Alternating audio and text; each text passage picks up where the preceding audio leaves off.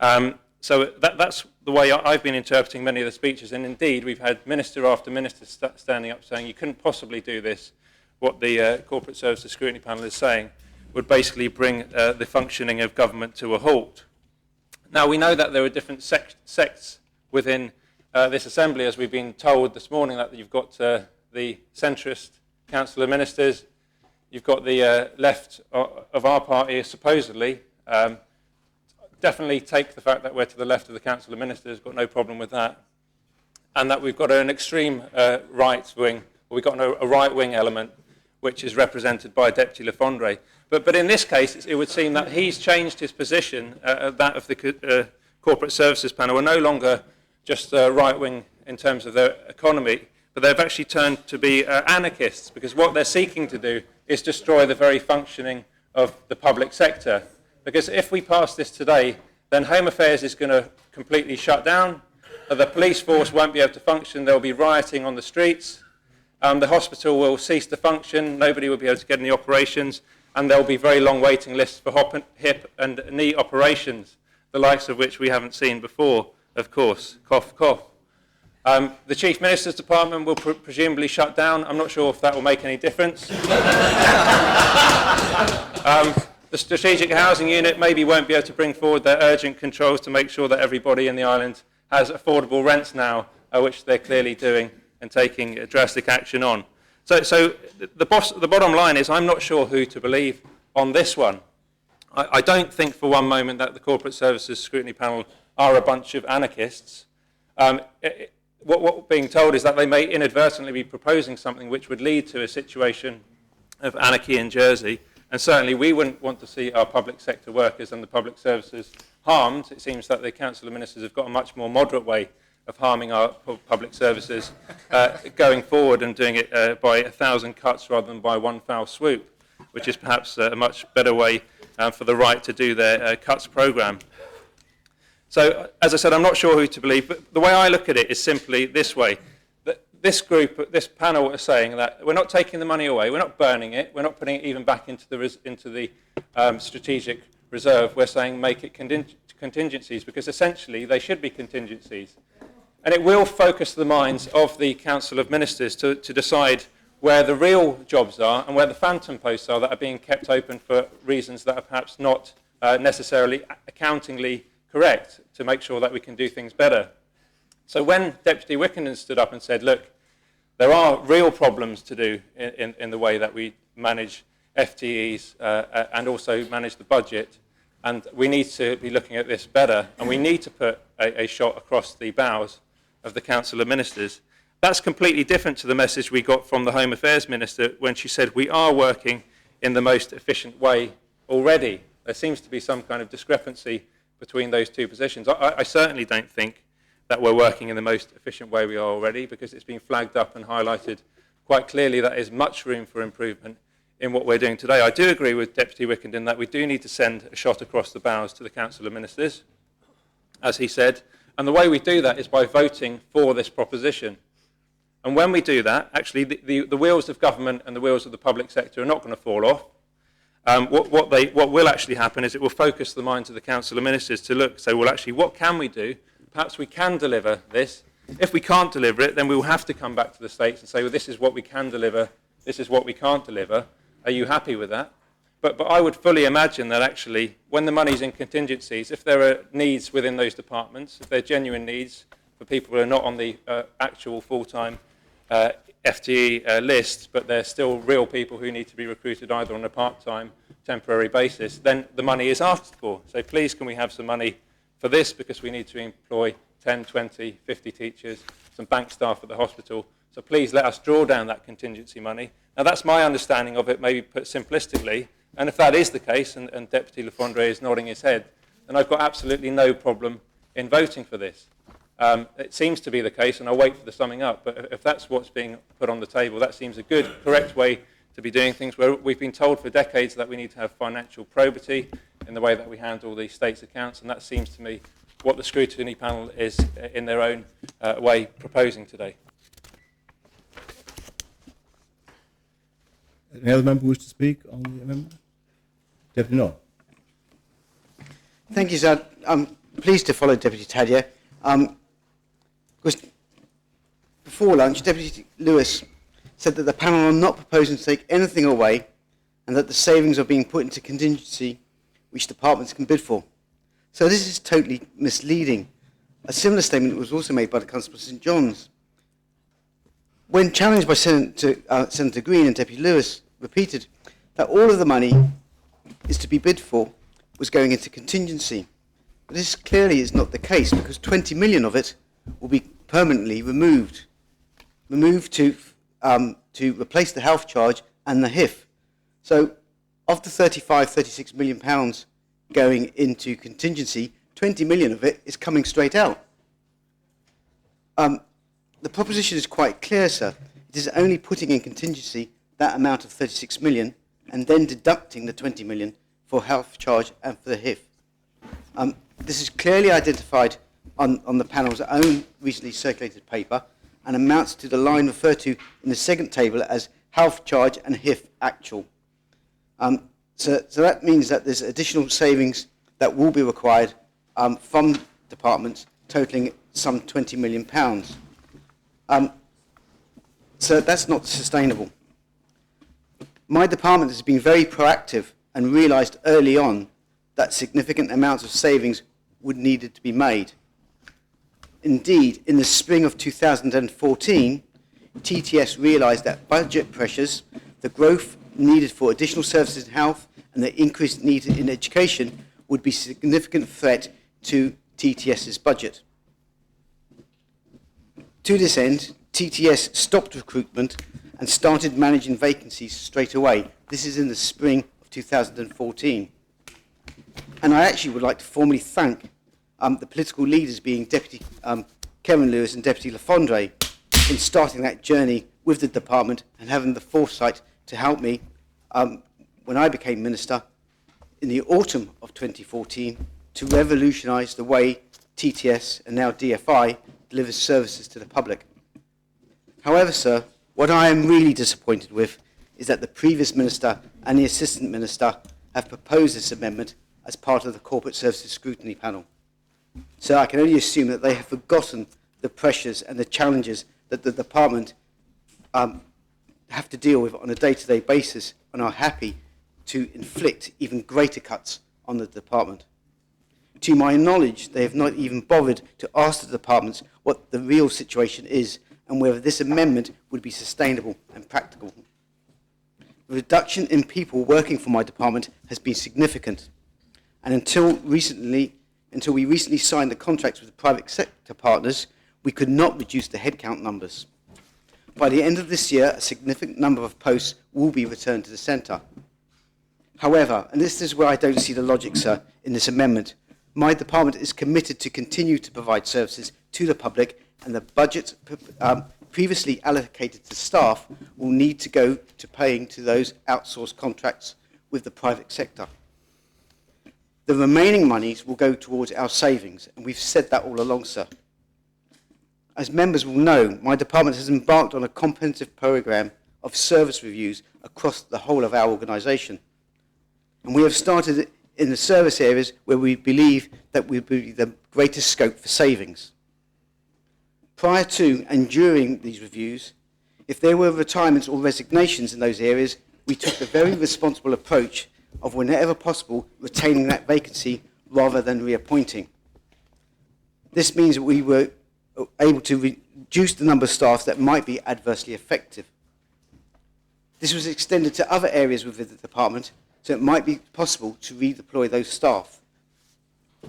So in the past 12 months, in the region of 100 employees have been released by the department through redundancy schemes. So that's about a fifth of our staff. The department's savings programs relies on providing services more efficiently with fewer staff and outsourcing services wherever it is appropriate. Currently, yes, we do have a large number of vacancies, but this does not mean that all of those budgets associated with those staff posts are no longer required. The funds for outsourcing services come from those very staff budgets. There will be some staff savings, but most will go to the outsourcing costs, and the balance will be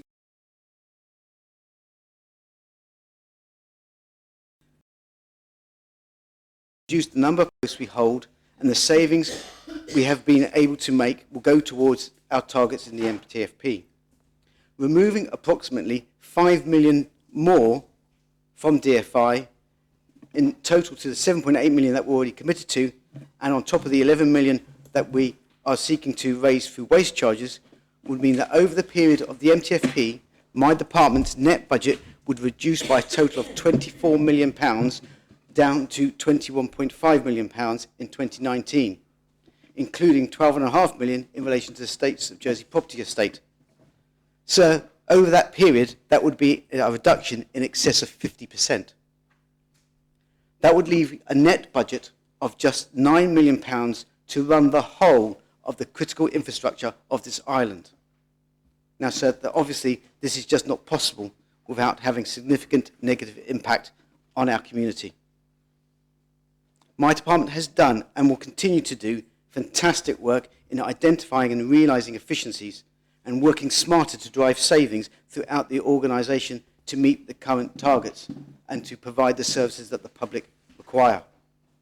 This amendment would effectively not only be taking those savings we have already made and are going to make, but also take further funding used for outsourcing the services. This will require us not only to make the same levels of savings again, but it will also have a significant level of additional savings. Double counting savings, sir, is not a way of achieving efficiency. It just cuts services. Between 2009 and the end of 2014, in the Cleaning and Parks and Gardens division of my department, we reduced staff numbers by 27. However, given the levels of savings expected to require to us, since the start of 2015, we have lost a further 103 people in this area. Some of these have retired, but the majority have been through our redundancy schemes. So it is not the case that the budgets associated with these staff can be released. We still need to provide the services. Savings are being made, and on average in these areas, we have found that it's around 40% cheaper to outsource these services. Where it hasn't been cheaper, we've maintained that headcount and those services within-house. This area, despite the high number of job losses, contributes only £1.2 million year on year to our savings target of £7.8 million. And yet the panel proposes to remove another £5 million savings as a result of having 100 vacancies. So, accountants are sometimes accused of knowing the price of everything and the value of nothing. This amendment looks like a great piece of accountancy-led manipulation of numbers. However, in reality, this comes down to people and basic services. But we are talking about people here, sir. For the department my department has led a very difficult process of changing how we provide service whilst treating people with respect and dignity. We have worked with union colleagues, central procurement and HR, and proved that with the right leadership, commitment, and, more importantly, with care, we can change how we do things and make our services sustainable and affordable. We have not done it by manipulation of the numbers, sir, and I, as one accountant, do understand the value. This amendment jeopardises the work. It returns the state to the dark days of cuts and salami slicing, sir. Sir, I urge members, in fact, I copy the words of Senator Green. I beg members, please do not do that to the people that are left in my organisation. Thank you, sir. Deputy, I should perhaps have intervened earlier on, but by the time it occurred to me it was too late. You did obviously make the suggestion that what had been said by a previous speaker was misleading. You would confirm, of course, that that was inadvertently misleading. Oh, it's inadvertently misleading, sir. Sure. Senator McLean. Thank you, sir. Sir, if this was such a jolly good idea, perhaps the Council of Ministers might have also considered it as well. And I think the Deputy of St Martin's alluded to that fact only a few moments ago. The numbers are so significant the levels of savings and efficiencies that the Council of Ministers has been seeking to deliver have been so large that this is an obvious place for us to have gone. And indeed we have.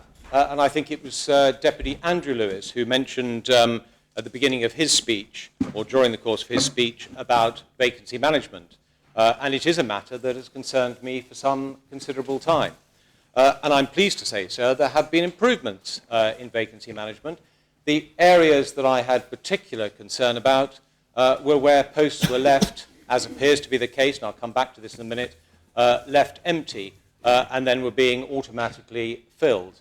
There didn't, at the time, appear to me to be a rigorous enough process to question whether indeed those posts automatically had to be filled or not, or whether the department could look at alternative ways for delivering a service. That type of service redesign is ongoing.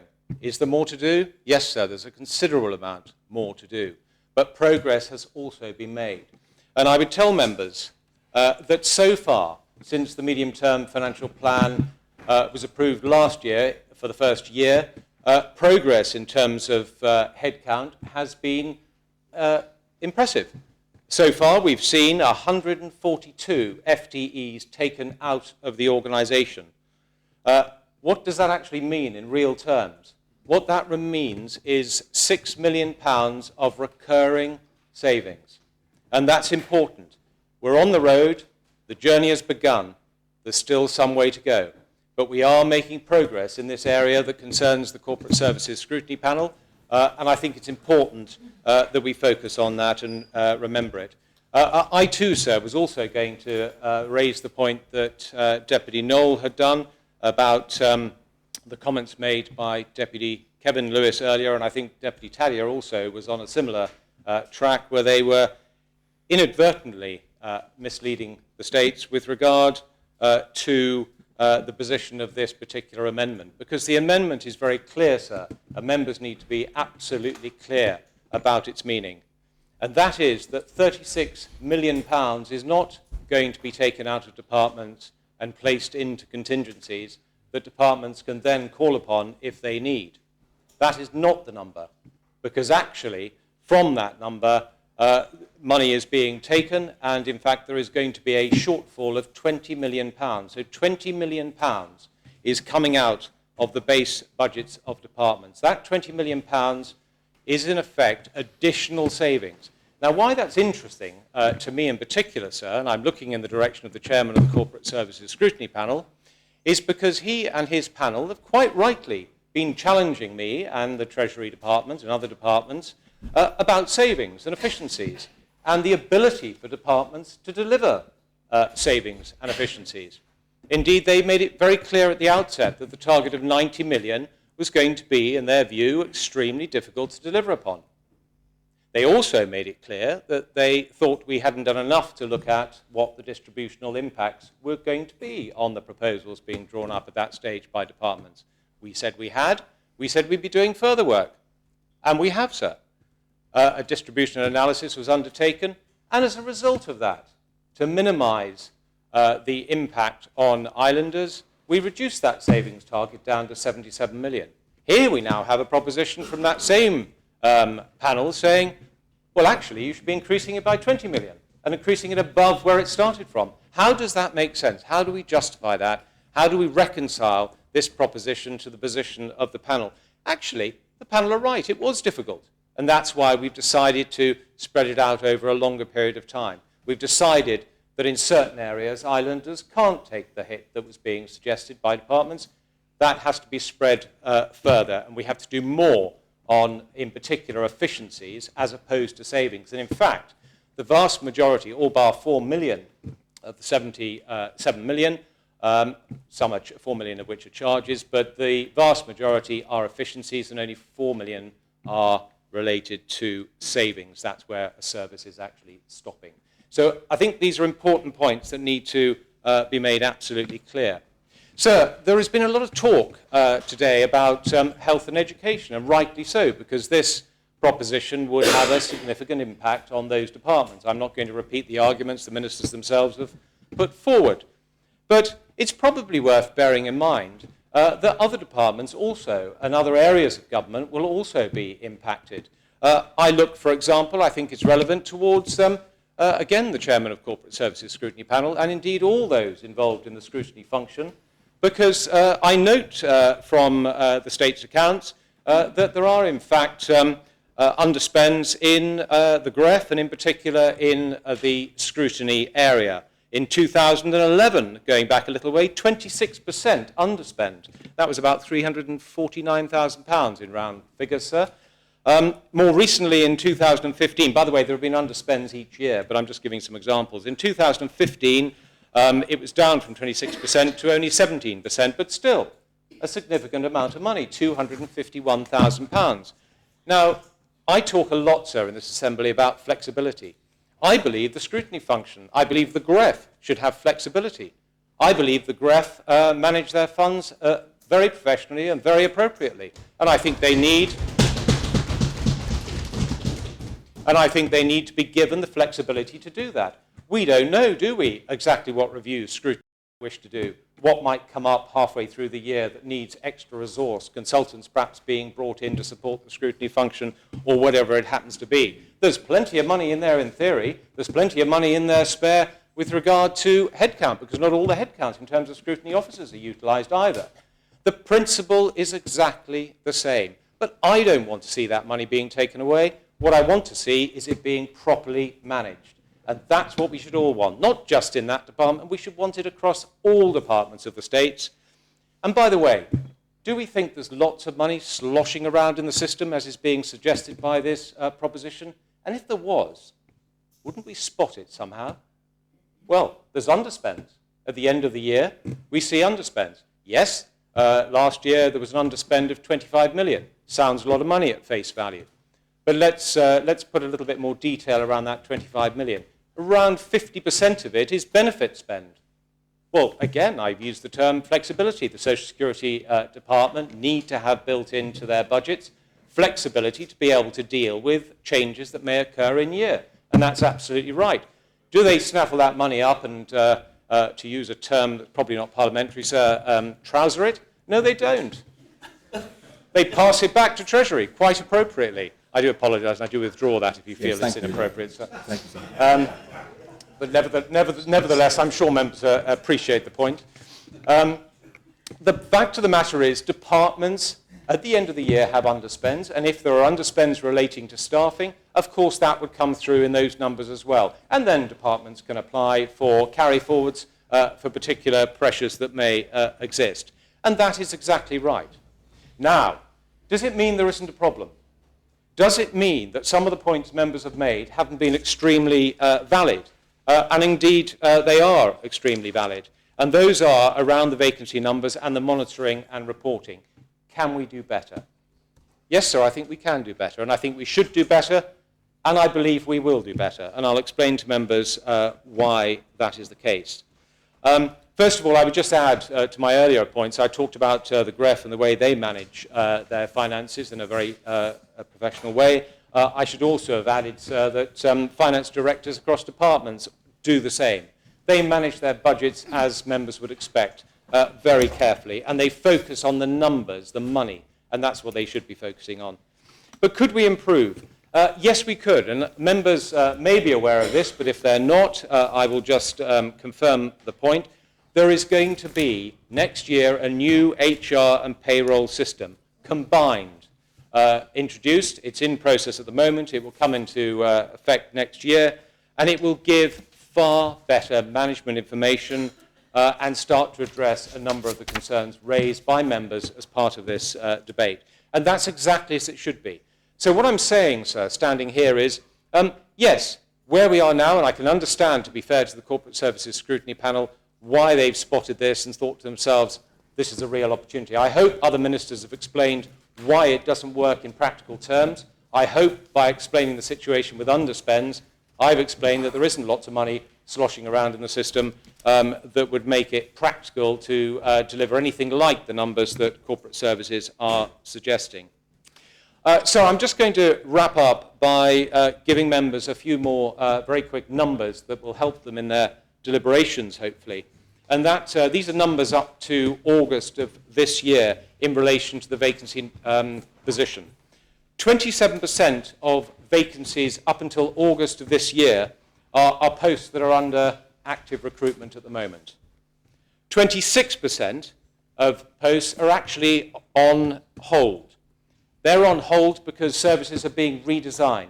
Now, that's exactly what we want. We want services redesigned. We want more effective and efficient ways of delivering those services, and it may not require so many people. So there are posts there, because previously they would have just automatically been filled. Now they're not automatically being filled, and that's exactly what we should want in this Assembly, and I applaud it. I would then add on top that there is 25% of the current vacancy numbers which are, as my colleagues in health and in particular education, or education in particular health have mentioned, temps, locums, supply teachers, bank nurses, and so on and so forth. So 25% of the number accounts for those areas. 7%, almost 7%, deals with activities within the health department relevant to P82, approved by this Assembly some while ago. About 7% of those vacancies, those are supposed to be filled to actually carry out what we agreed was going to be delivered in improving our health service. 15% of the numbers are empty posts, and the important point, sir, is that there is no budget for them. No budget for them. So that's the final 15%, and that lot should add up to 100%, or there or thereabouts. Sir, I hope members appreciate the position. I hope this is, I've been able to give some additional clarity. This amendment, although I accept well-meaning, I know I had very strong feelings about vacancy management. I think Deputy Le Fondre knows that. And that's why I'm pleased to see there has been progress and there's more to do. This, unfortunately, from a practical perspective, just won't work. It would be crippling for our big departments in particular, but it would be crippling for other departments, and it's therefore something that I would encourage members very strongly to reject. Thank you, sir. Does any other member wish to speak on the amendment? Conrad Harbison Pollard. So just very briefly, just really want to talk about my own department. I just really want to talk about my own department at Economic Development, Tourism, Sport and Culture. There's in the proposition itself, there's a vacancy level of 13.7 shown in the figures, which shows 11% of the department's FTEs. Now, I agree, looking at that, it's not an insignificant percentage of our total FTEs. But I think that probably needs some explanation. EDC's got a broad portfolio. It's changed significantly over the past couple of years. And the balance of spend has been heavily and increasingly weighted towards non-staff spend. Ongoing service redesign has changed the balance between staff and non-staff expenditure significantly over the past couple of years. And as a consequence, it's been erroneously stated that the department, EDTSC, carries budget for unfilled vacancies in the period 2017 to 19. It doesn't. To suggest that there's 13 vacant posts in sport, that in sport will not be filled, is factually incorrect. And there is no, as been suggested, elephant in our room. In fact, the creation of Jersey Sport, which is currently in process and will hopefully see that created by April 14, will see a reduction in 13 FTEs, staff expenditure in 2017, as the activity undertaken by Sports Development Team transfers to Jersey Sport. The individual concerned will be employed by Jersey Sport, and the costs of their employment or terms determined by Jersey Sport will be covered by the grant from EDTSC, which will be non-staff expenditure. The budget for the 13 posts cannot be released, as might have been suggested, as this will be part of the grant funding that will eventually go to Jersey Sport. These posts will not be left vacant. They will disappear from the public sector into the private sector, where I've got no doubt they'll undoubtedly flourish. So I think it's just, that's all I really want to say. It's just, I think that, whether it's a misunderstanding or it's not being explained properly, but they're not 13 vacancies. They're 13 posts that will move from the public sector into the private sector. So I think I just want to explain that point just regarding our own department. Deputy Reid. Thank you very much, sir. I think this amendment has raised some very interesting points, but I am slightly concerned that members have actually misunderstood the basic principles behind the amendment. We have heard from various ministers, and some of them have been scaremongering par excellence. We've had a lot of numbers, a lot of statistics, and we've had conflicting information thrown at us from various speakers in this debate. I think the question that we are trying to ask is, have we uncovered the major flaw in the MTFP? And we've heard at length from the Treasury Minister, and I hate to say it, but the phrase did spring to my mind, methinks the Minister doth protest too much. Basically what this amendment is setting out to do is to introduce budgetary rigour and discipline into departmental budgeting. It is allowing each department to maintain a 3% level of vacancy management. It is then saying, if you have a perfectly justifiable and required number of additional posts, then you apply to the funds that are sitting in a central contingency. So rather than trying to say, we need 285 staff, it is actually saying, you have to actually justify that. You have to actually be clear as to what your vacancy management rate actually means. It is not saying we are going to close down schools, we're going to shut down child services. It is not saying that we're going to be unable to police the streets and we're going to see riots running through St Helier. It is trying to introduce rigour and discipline into budgetary planning.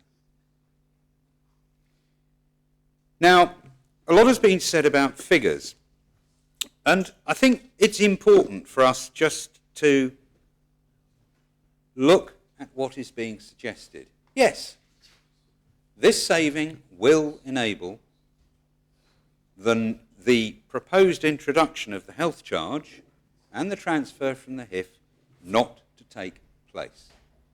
However, if you actually look at the levels of savings there are over the 3-year period, based on our calculations, I'm sure you will have to agree that that is a substantial amount of money. There is a substantial amount of money being left in contingency, even after we have negated the requirement for a health charge.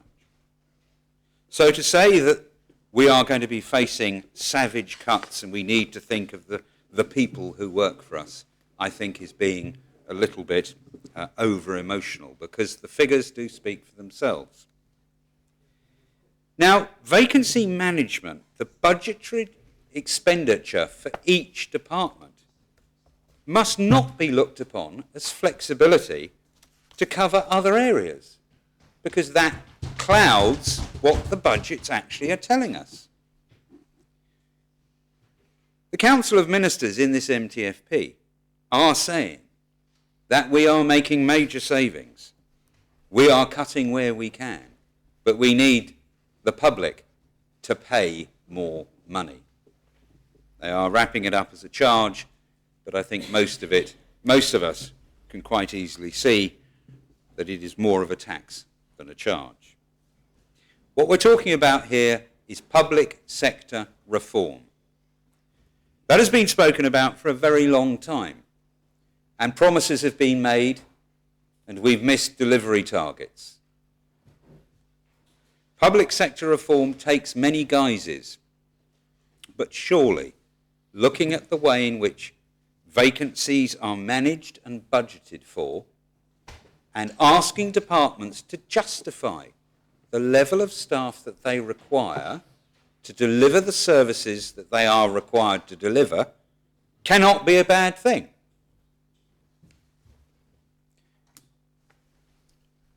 Also, I would like to remind members that this is not something that the Corporate Scrutiny Panel has actually dreamt up itself. This was actually brought to our attention by our advisor. And just to remind people, the advisor we used was the Chartered Institute of Public Finance and Accountancy. They are exceptionally well versed in looking at these sort of plans. They have extensive knowledge. And to steal a phrase from the Council of Ministers, who are we to question our advisor's advice?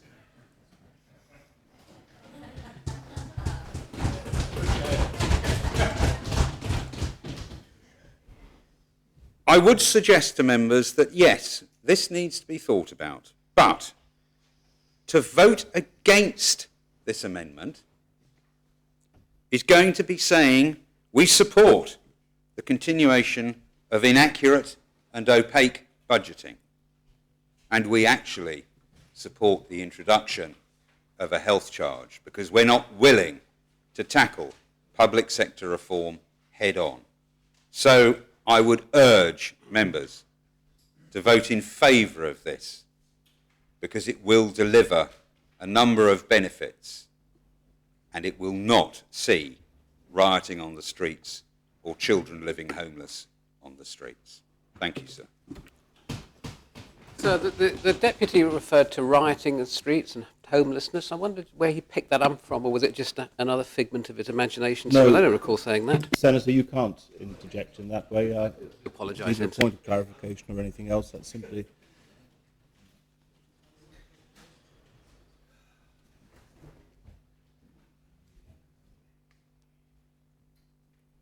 But if you'd like to continue with your speech, Senator. I don't think you've spoken yet. No, it wasn't a speech. I was just simply asking Well, a it did appear to question. me to be the beginning of the speech, Senator. Oh, no, it wasn't, so I can assure you, Very sir. much. Please sit. Thank you. Does any other member wish to speak on the proposition? Senator Rutte. Thank you, sir. During this debate, we've heard many versions of what is going to be achieved by adopting this amendment, and unfortunately, there have been some which have been wide of the mark.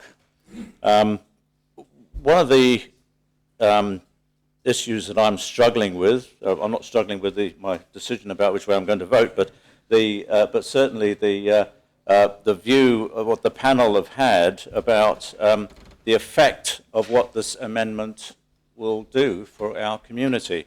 We often talk about distributional impacts of decisions that we make, but what about the social impact of what is going to be achieved by this amendment? Because I know people are going to be saying that there's a bit of shroud waving, and but there, from what I'm aware of and what I know this would happen within the health services, it would be a disaster.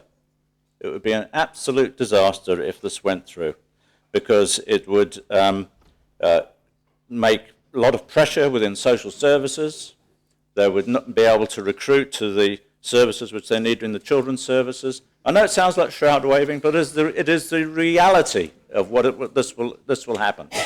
And I'm afraid that I would like to think that when the panel had sort of been thinking about their proposals, that they had taken these things into consideration, because I don't believe they have.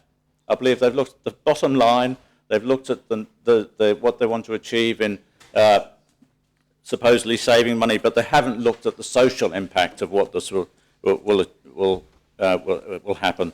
So I ask members to keep that in mind as something that when they are deciding which way to vote, that please be sure about the way you're going to vote. Please reject this, because it's not an acceptable thing to do. Is there any other member? Deputy Martin. Yes, sir, I will be brief. I listened to all the speeches, and all the speeches from the ministers have been written or have great input from their accounting officers, who do not want to do it any other way.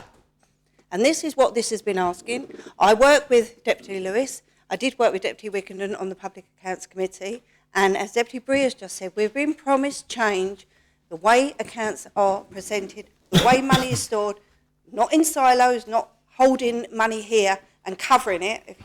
Just read the comments from the Economic Affairs Scrutiny Panel, which is the same advisor.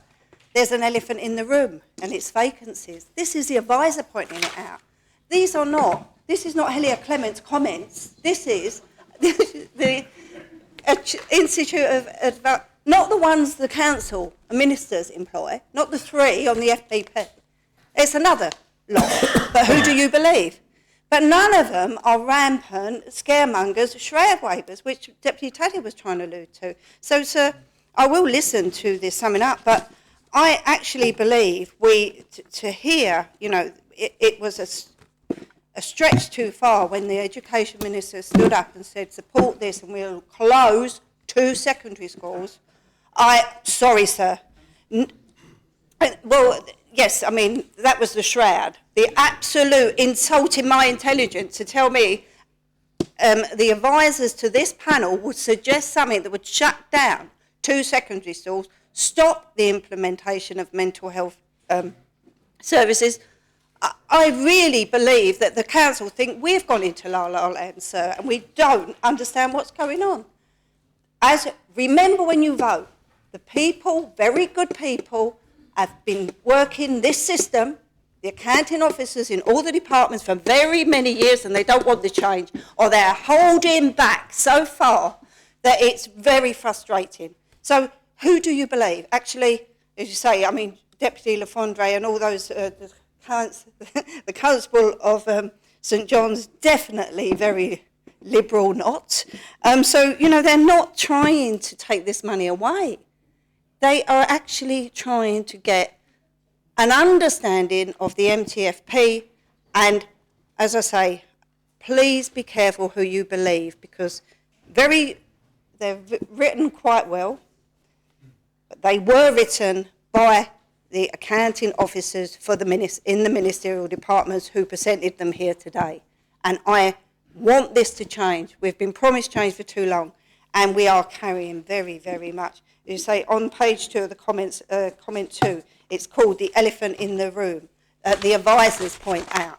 So it's not, it's not good. Do not stand up and tell me about the police, the schools, and this and that, because I don't believe it. I really do not believe it. And to vote for this amendment would be to get these entrenched accounting officers into the 20th century, bringing up the rear for the 21st century, and into public sector reform. And that's what we need to be doing. So you can support this amendment, and you can absolutely know nothing's going to be closing down tomorrow. Thank you, sir. Deputy Norton. Thank you, sir. A pleasure to follow Deputy Martin with talking of the elephant in the room and the script that I'm supposed to have well written in front of me. No script? No elephant in the room either. In fact, there might be an elephant in the room. The elephant in the room referring to the scrutiny panel comments, Economic Affairs Scrutiny Panel comments. They refer to the elephant in the room, and as the other Assistant Minister of the department that I am for, Economic Development, Tourism, Sport and Culture, pointed out, the 13 posts that were mythically commentated on there are going over to Jersey Sport anyway. But did the, as Deputy Bree alluded to, fantastic, eminent advisor pop into Economic Development, Tourism, Sport and Culture? Did he speak to our Chief Officer? Did he speak to one of our officers? Did he email one of our officers? Did he phone one of our officers? No. No. He looked at a piece of paper and misconstrued it. There is no elephant in that room. The vacancies commented on in economic development don't exist. And yet they're in the comments, and yet they're part of the 888 that all of these figures are based on. The 888 that the Treasury Minister has already said, broken down in percentages, can be explained. Now, there may be some way to go when it comes to reporting vacancies, and vacancy management and how we present that vacancy management. But don't be deluded to thinking there are actually 888 full-time FTEs and the value of all of those. And all of the figures that you've got based down here are based down on that. So when that falls down, the money is actually not there.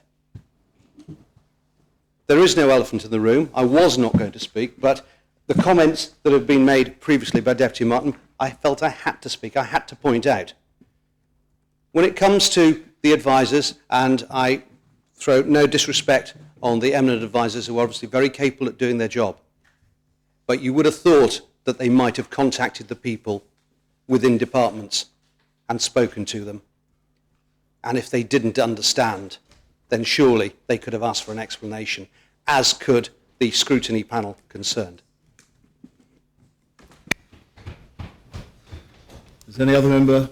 Sir, may I request a point of order? Is it permissible for a member of this Assembly to question the integrity of a professional advisor without that advisor having the right of reply? It's ironic, sir, the Deputy's been doing it all day. Well, thank you, Senator. I think a point of order is for the Chair. The position is that obviously parliamentary privilege applies to anything said in the Assembly. Members obviously must guard themselves against making unguarded and unfortunate allegations, but I did not hear an allegation impugning the integrity of the person who was the author of the report. The methodology was certainly questioned, but the integrity was not, and that appears to me to be a legitimate ambit of political comment. Does any other member wish to speak? Chief Minister. Thank you, sir. So don't believe anything you've heard. Who do you believe? Very good questions, sir. Very, very good questions. So, I've been in this Assembly for a year or two, not as long as some of my erstwhile colleagues to either my left or my right, or in front, sir. But it is a saying which is oft repeated. And that is, what does the proposition say? Because there's been some confusion about what the proposition says, and there appears to have been some confusion on behalf of some of the panel members about what the proposition says. Because, of course, sir, the proposition does say, take the money from departments and put it into contingencies. Yes, it does. That's what it says, sir, in black and white. Well, in black, actually, sir. But it also goes on to say something else. It says, from those monies that you've just put into contingency, don't do the health charge. There, by 2019, is £15 million. And don't transfer the money from the health insurance fund. Thereby, in 2019, an extra £5 million. So, sir, it takes some £35 million out of departmental expenditure. I'm sorry to sound like an accountant. It puts that £35 million into something we call contingencies. But it doesn't stop there. It says from that £35 million, take £20 million in 2019 and do something else with it. So that's not employ people in departments. That is, don't do the health charge, don't do the transfer from HIF.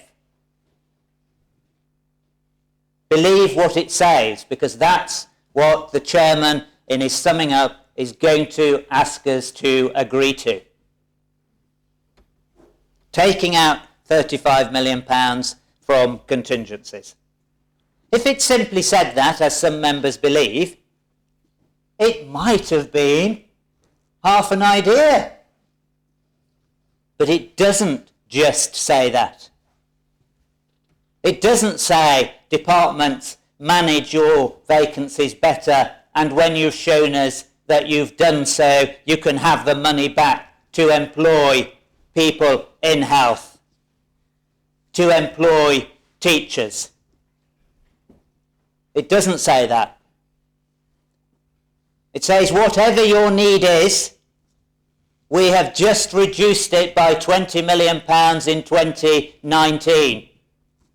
You will have to survive in 2019 with 3% contingency that's been left in the budget, which I haven't double-checked the numbers, but I think the department, the scrutiny panel suggests from their paper, I think it was the panel that provided this paper, that's £10 million across a £700 million spend.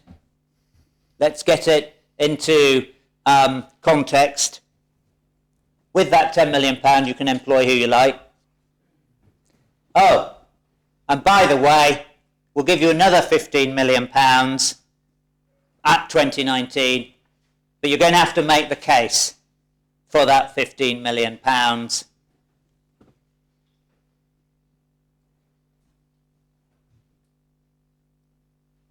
That's what it says. That's not scaremongering. That's not shroud waving. That's simply reading out the proposition that the panel have put before us. But so the first-class accountant that will be summing up on behalf of the panel, sir, will go along the years, and I assume he's got his calculator with him, sir, and he'll do a little bit of addition. And he'll say, don't worry, states members, don't worry, colleagues, because actually if we add them up over the years, they'll have £102 million to play with. £102 million. Oh, that sounds far more reasonable. Oh, you could employ a nurse or two for that, sir, no doubt. You maybe even be able to employ a lawyer or two in the law officers department for that, sir. You can employ a teacher or two. You can employ more people in social services. You could employ people in mental health service provision. Oh, that's not, sir, how it works. And the chairman knows that is not how it works. We move to a balanced budget over the period. And it's the ultimate what is available at the end of that period in that year which is ultimately important. Because otherwise, it does just push departments into doing what the panel are criticising departments for doing. And that is managing in the early years, because the chairman will say, well, there's plenty of money sloshing around in the early years, and pushing off doing any changes. That's what this amendment does. It stops the health charge. Some members, sir, may like it because of that. It stops the transfer from the health insurance fund. Some members, sir, may like it because of that. But actually, what are the panel asking us to vote on? They are asking us to, with one press of the button, one exercise of the finger, save £20 million in 2019 extra. £20 million in 2019 extra. I haven't been watching the voting record of the panel, sir, because I don't do such things. We all vote as our conscience see fit. But I wonder, sir, if some of the panel members have voted to increase spending throughout the course of this debate. I don't know. That's for them to know. What I do know, sir, is that their report casts doubt and challenges the level of efficiencies that are already in the MTFP. And yet with this one amendment, they ask members to increase that saving target by £20 million in 2019. In fact, one member, sir, suggested we could get rid of the Chief Minister's Department with that money. Well, that's a choice for members and I see other fellow party members nodding their head. That would mean getting rid of all IT people, would mean getting rid of all HR people. It would mean, forgive me, Minister, it would mean closing the offices that we have in London, in France and Brussels. If we did it like that. But for me, sir, that is not the issue.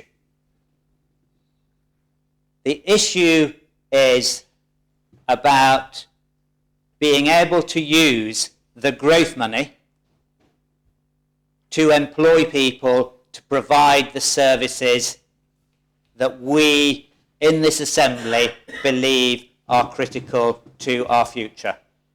And it is not shroud raving to point at health, because the panel know that their own advisor in his report said that health should not be included in such a vacancy management proposal.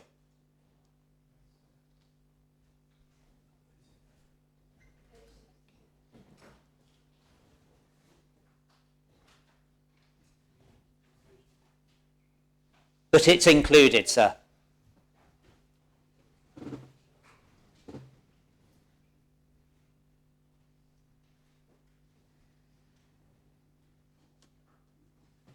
I could go on. So we've got the afternoon ahead of us. It's a lovely autumnal day. I could go on about the changes that are being delivered. I could talk about the fact that we'd like to see them delivered faster. I could talk about the people who have been made voluntarily redundant, the 100 and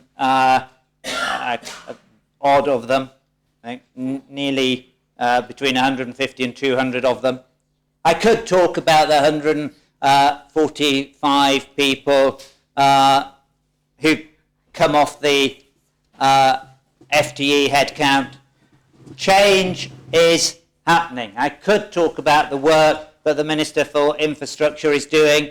I could talk about the work that is happening in the IT area. I could talk about the work that the Home Affairs Department are undertaking, managing the headcount in the police force, providing modernised service with fewer people. I could talk about all those things, sir, because it is happening. Members can criticise ministers because they think it's not happening quickly enough. Goes with the territories, I often say, sir. But fundamentally, this proposition delivers by 2019. Don't be bamboozled by the big number that you'll hear in the summing up, because it's the year 2019 which is important. by that year, by voting for this proposition, you will be saying to departments that you need to have made an extra £20 million saving, because that is not remaining in contingency. That is not for departments to bid for if they've got a need in health or education or any other area. That's gone. You can't spend it twice, sir. You have to think carefully about where you're spending your money. That's the choice before us, sir. It sounds appealing. It sounds quite attractive. It sounds as though it'll have no consequence because we're just putting a bit of money into contingency. That's not where it stops. From that money, it takes it out to stop the health charge and the transfer from HIF. So it does affect departments. And it affects departments in unacceptable ways. So, sir, believe what it says in the proposition.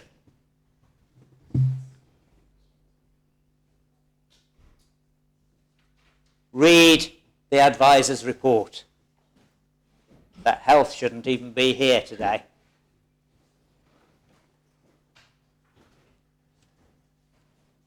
Thank you, sir.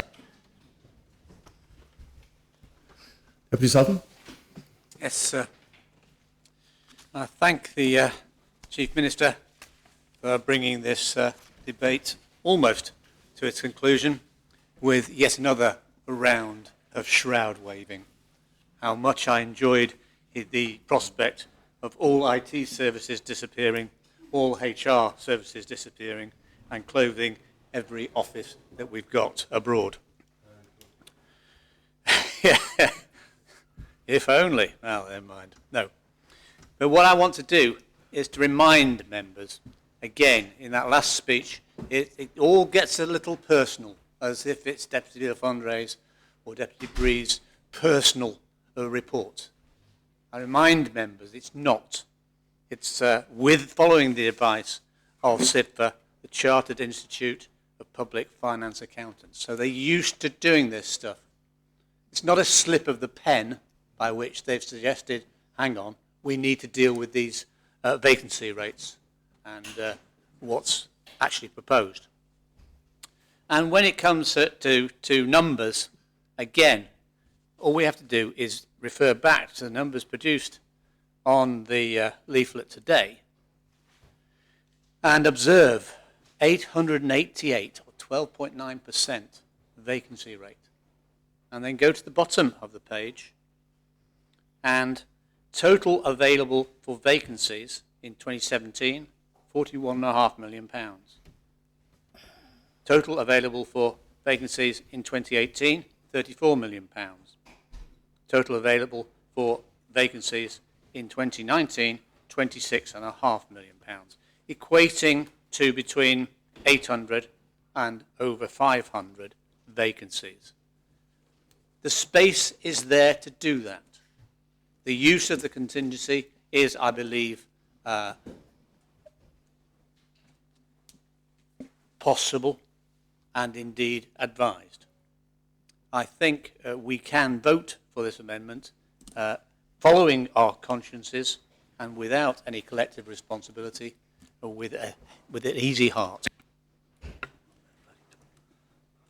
Thank you, sir. I didn't want to speak after the Chief Minister, but I know now Deputy Southern spoken. I think I'd say a few words. I did prepare my notes, reading through the papers at the week, through the proposition, the amendment over the weekend. And I'm pleased to say, although I couldn't describe it eloquently like the Chief Minister did, but there were two parts, weren't there? And the Chief Minister's clearly said it this afternoon. He'd said I wasn't going to take it further, but my notes were to use the funding from the unfilled vacancies, state staff positions, and secondly, in order to save the commencement of the health charge. And the Chief Minister's explained that exactly.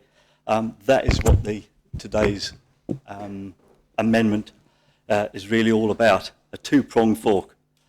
And as the Treasury Minister said earlier this afternoon, surely if the Council of Ministers would have thought of this, they would have brought it forward. But because they had thought of it, and he explained that, it is a way of getting funding. I'd like to, and I made that note, thank the Chief Minister for the briefing that we did have on Friday. For those members of the public that weren't there was discussion during that briefing, that the briefing wasn't the place for the discussion to take place. Well, I personally love going to all the briefings that we get, because it gives us a chance to speak and to listen at those briefings and to ask questions, and then time before the debate in this assembly. But I think it's also been important to have the debate this afternoon as well, because the public now can see, those that have been watching or those that are listening, we've had the informal briefing last week. Today, members can listen. They've just heard the Chief Ministers. They've heard the whole debate, hopefully. The Chief Minister's summing up there on what the situation is. My memory of Friday, which those members that were present for that briefing, will be one of the Health Minister with his hands in his head, totally despondent. I haven't seen him like that before, where he tried to explain to members, and he has done again today, not quite in the same hand in head, although I think he's probably still thinking that. I think a lot of things that have been said today have been quite important about the 13% unfilled positions. Members of the public might think that we do have too many staff, or suggest poor recruiting systems. Maybe there is work to be done with SEB and the State's HR department, and looking at and the Council of Ministers, and looking at showing this differently in the future. And I think that's come out of the debate today. But especially because it's not just a one-off situation. If we'd have had this 13% for this year only, but we're still talking regions of 10% in the last 2 years as well. I know it's only the way it's been displayed and shown. So I think, as the Treasury Minister said, I mean, if this was a way that the money could have been saved, we didn't need it just for the health tax. It could have been used for any other projects, and tax reductions, pay rises and increased benefits to people, not just the way of reducing the health charge. So I think, I hope everybody will understand, I certainly do, and I'm satisfied. This proposition wouldn't work. It's not actually possible. Shouldn't happen. I mean, it may be voted, but it really shouldn't. And I think, so that I'd urge all members to vote against the proposition this afternoon, just for the few points that I've made, but that have been explained so eloquently this afternoon. Thank you, sir. Does any other member wish to speak? Call on Deputy Fondre to reply. Thank you, sir. Well, I think I should certainly thank members anyway for all their contributions. Where do we start? I think we start very basically in that the clue to this whole amendment is in the phrase vacancies. This, as far as we're concerned, does not take away the flexibility that ministers are so attached to. What we are trying to do is introduce rigour and discipline into the process. I do quite like listening to the Chief Minister's speech, most of it anyway. And I think I was just digging out, I've dug out a quote from our advisors, the Chartered Institute of Public Finance and Accountancy. And that states, if further efficiencies were generated as part of the reform agenda, including significantly reducing funded vacancies, the requirement to raise additional income sources could be potentially avoidable. Page 40, Executive Summary. And we can have all sorts of arguments about which department should be affected and all that type of thing, but that is their final position. Secondly, sir, I've always understood, we've been told time and time again, this is a 3-year plan. It's not 1 year in isolation. And the Chief Minister is absolutely right. I am going to refer to the very large figure of £102 million. It's not exactly insignificant, is it? And we believe that gives sufficient headroom there to do what we're suggesting. And the Chief Minister is absolutely right. Save me going through the proposition. It comes out the department, it goes to contingency, you offset the health charge, and you are left with £102 million. Now, I cannot believe that there is not sufficient flexibility in there to avoid. I mean, the how many schools are we closing down? Sorry. Oh, 2, thank you, Deputy Martin. I think there was a primary school in there as well, and I've got a feeling Montalabé was in there. And, sorry, special, yes, and I'm sure there were the riots bit, and I can't remember, oh yes, we're going to shut every office that we own, we control off Ireland, just to name a few. What is very clear here is everybody who's come along and says, oh, these figures, which I've just lost, those figures, they don't actually mean vacancies. Guess what? Where did these come from? Council of Ministers. They're not our figures, sir. This was brought to our attention by our advisor, by the Chartered Institute of Public Finance and Accountancy, and all of these numbers are based on figures produced by the Council of Ministers. So at the very, very least, the budgetary information, which we are relying on the entire MTFP, shall we say, but certainly this lot, is poor, which would be consistent with what 2 Auditor Generals, at least 2 Public Accounts Committees, and corporate services in the past have been consistent with. So isn't it about time that we actually start getting decent budgetary information through, decent data underlying everything? Because if not, vacancy management, well, that says at the moment 888 vacant posts. And we were very clear, that's why we're putting it into contingency. We know we can't be precise. That's why we are talking about the magnitude of the flexibility that's built in there. As far as we're concerned, sorry, I'll pick up on a point from the Contact of St Martin. He mentions it. I hold that table up again. 12.9%. Then actually, the previous 2 years prior to that report has been over 10%. We've been carrying this level of vacancies for quite some time. Actually, I tried to do a very quick search, and it's slightly odd in terms of the reporting information. It's all changed. I actually go back to 2006, which was the report I could find. What was vacancy management then? What was the vacancy rate? 3.7% is the answer. Okay? Not 10%, not 7%, not 13%, 3.7%. So actually, we're taking it back to where things used to be. And that, to me, illustrates the amount of, let's call it flexibility that seems to be built into this stuff. And as far as we're concerned, on the basis of vacancies, we're not talking significant redundancies. We're not talking closing down half the island's social services. Take the excess money and put it to one side, and then departments can ask for it if they really need it. Money remains in the overall budget, and don't forget, we're not even taking all of the flexibility away from the departments. We're still leaving them 3%, and that's 10 million quid. That's the right expression, sir. But actually, that's 10 million. It's not on a budget of 700 million, sir. It's based on the payroll levels, which is about 360 million. It introduces budgetary rigour and discipline. I've always understood the Chief Minister wanted discipline, but anyway. We accept there will be extra need for extra roles, but that will force departments to identify and apply for that extra headcount in a disciplined manner.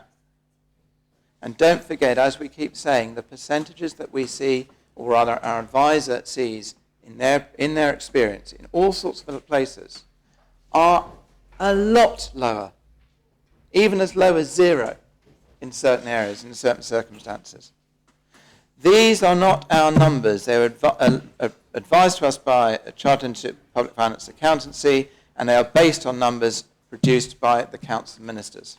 That's the foundation. The numbers come from the Council of Ministers. And this does go to the heart of public sector reform. And it does negate the need to charge the public any more at this time. And on that basis, sir, I'm not going to address what I will call the shroud waving. I'll just make the point. It is about public sector reform and going to the heart of it. And on that basis, I maintain the amendment, sir, and I ask for the appel. Thank you. Appellant's called for. I'd ask members Sir, to- may I seek a point of clarification first? Just wondered if the Deputy could confirm that his advisor's report did suggest you exclude health from these calculations. Do you wish to give any point of clarification, Deputy? So I've read the You are extract from compelled. I've given the overall result of the advisor's comments. And I'm very happy to reread it. And he says, if further efficiencies were generated as part of the reform agenda, including significantly reducing funded vacancies, the requirement to raise additional income sources could be potentially avoidable. But I'll say, sir, there was discussions around health, and there are some issues in there, but that was his overall conclusion, and he thinks there is sufficient headroom without damaging those type of services, sir. Would the Deputy confirm that on page 66 the adviser says that health should not be included? Well, no, that isn't really a point of clarification. That's another, effectively, statement in the Assembly. So, very well, the appell is called for. I invite members to return to their seats. Ask the greffier to open the voting.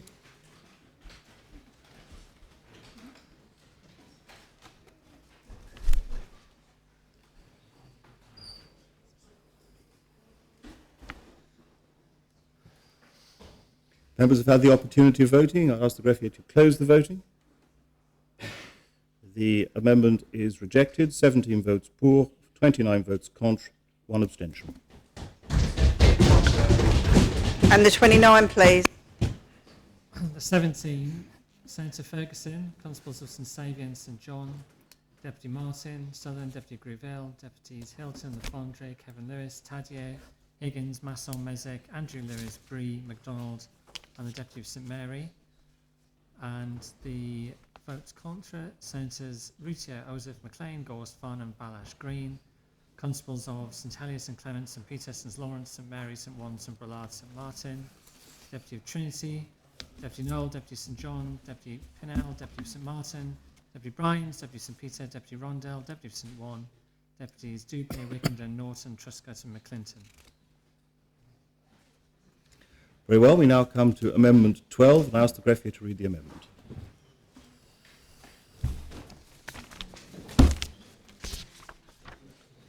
Page 3, paragraph C, after the words health charge, insert the words which does not include an upper limit.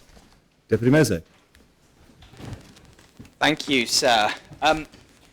When the Council of Ministers brought forward their strategic plan last year to outline their priorities for this term of office, they included a section to describe what they believe the purpose of taxation should be. They said that taxes should be low, simple and broad. And I saw this and straight away thought that one key word was missing, the word fair. Because surely when deciding who pays what to contribute to our public services, fairness should be at the forefront of how we make these decisions. So I brought an amendment to the strategic plan to include fairness as a criterion on which taxes should be based, which was accepted by this Assembly. But clearly, when the Council of Ministers then set about forming their plans to create a new tax, they were suffering from amnesia because that word fairness was clearly not on the agenda at those meetings. Because eventually what has been proposed is a tax where the highest earners in Jersey will be asked to pay a reduced effective rate, leaving the bulk of the burden to be carried by middle earners, many of whom are already feeling squeezed and are facing cuts to the services that many of them rely on.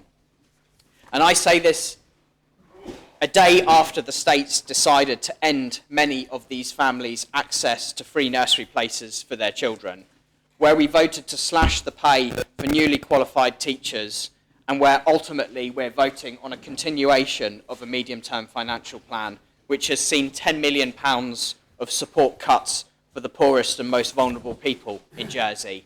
And I personally see it as morally repugnant that a government can, despite hiding these plans from voters at the last election, take office and at the same time that they get to work on plans to slash support for the poor and vulnerable, say that they will go out of their way to make sure that those with the highest incomes, the people who are most able to afford it and will probably barely even notice it, will not be asked to pay more. Instead, it's the middle who will be squeezed. I ask, how can that possibly be fair?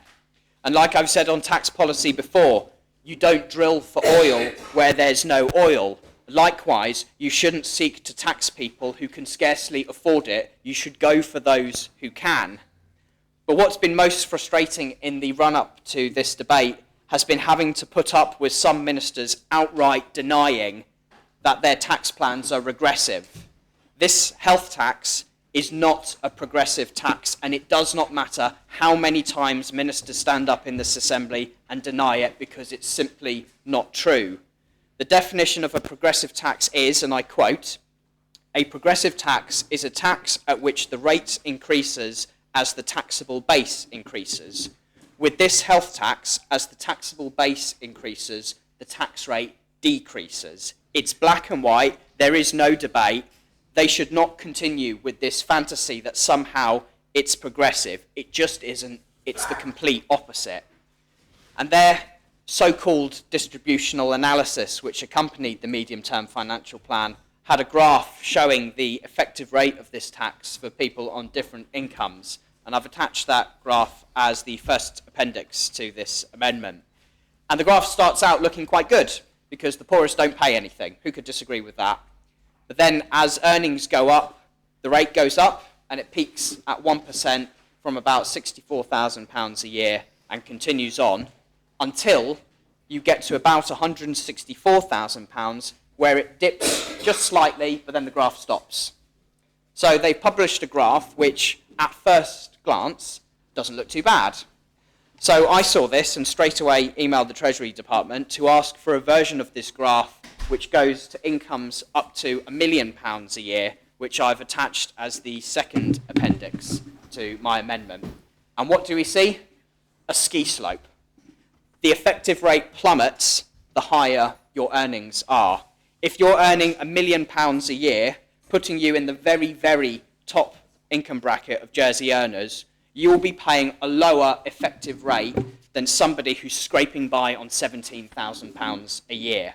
By no stretch of the English language can that possibly be described as progressive or fair.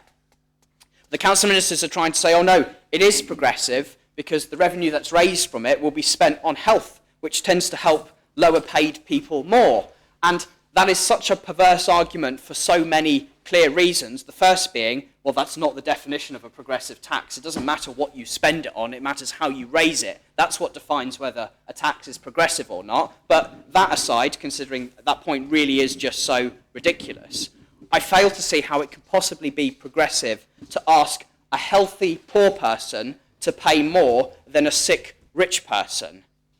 But what's most about this argument is that it ignores the fact that there's often actually a connection between financial hardship and illness.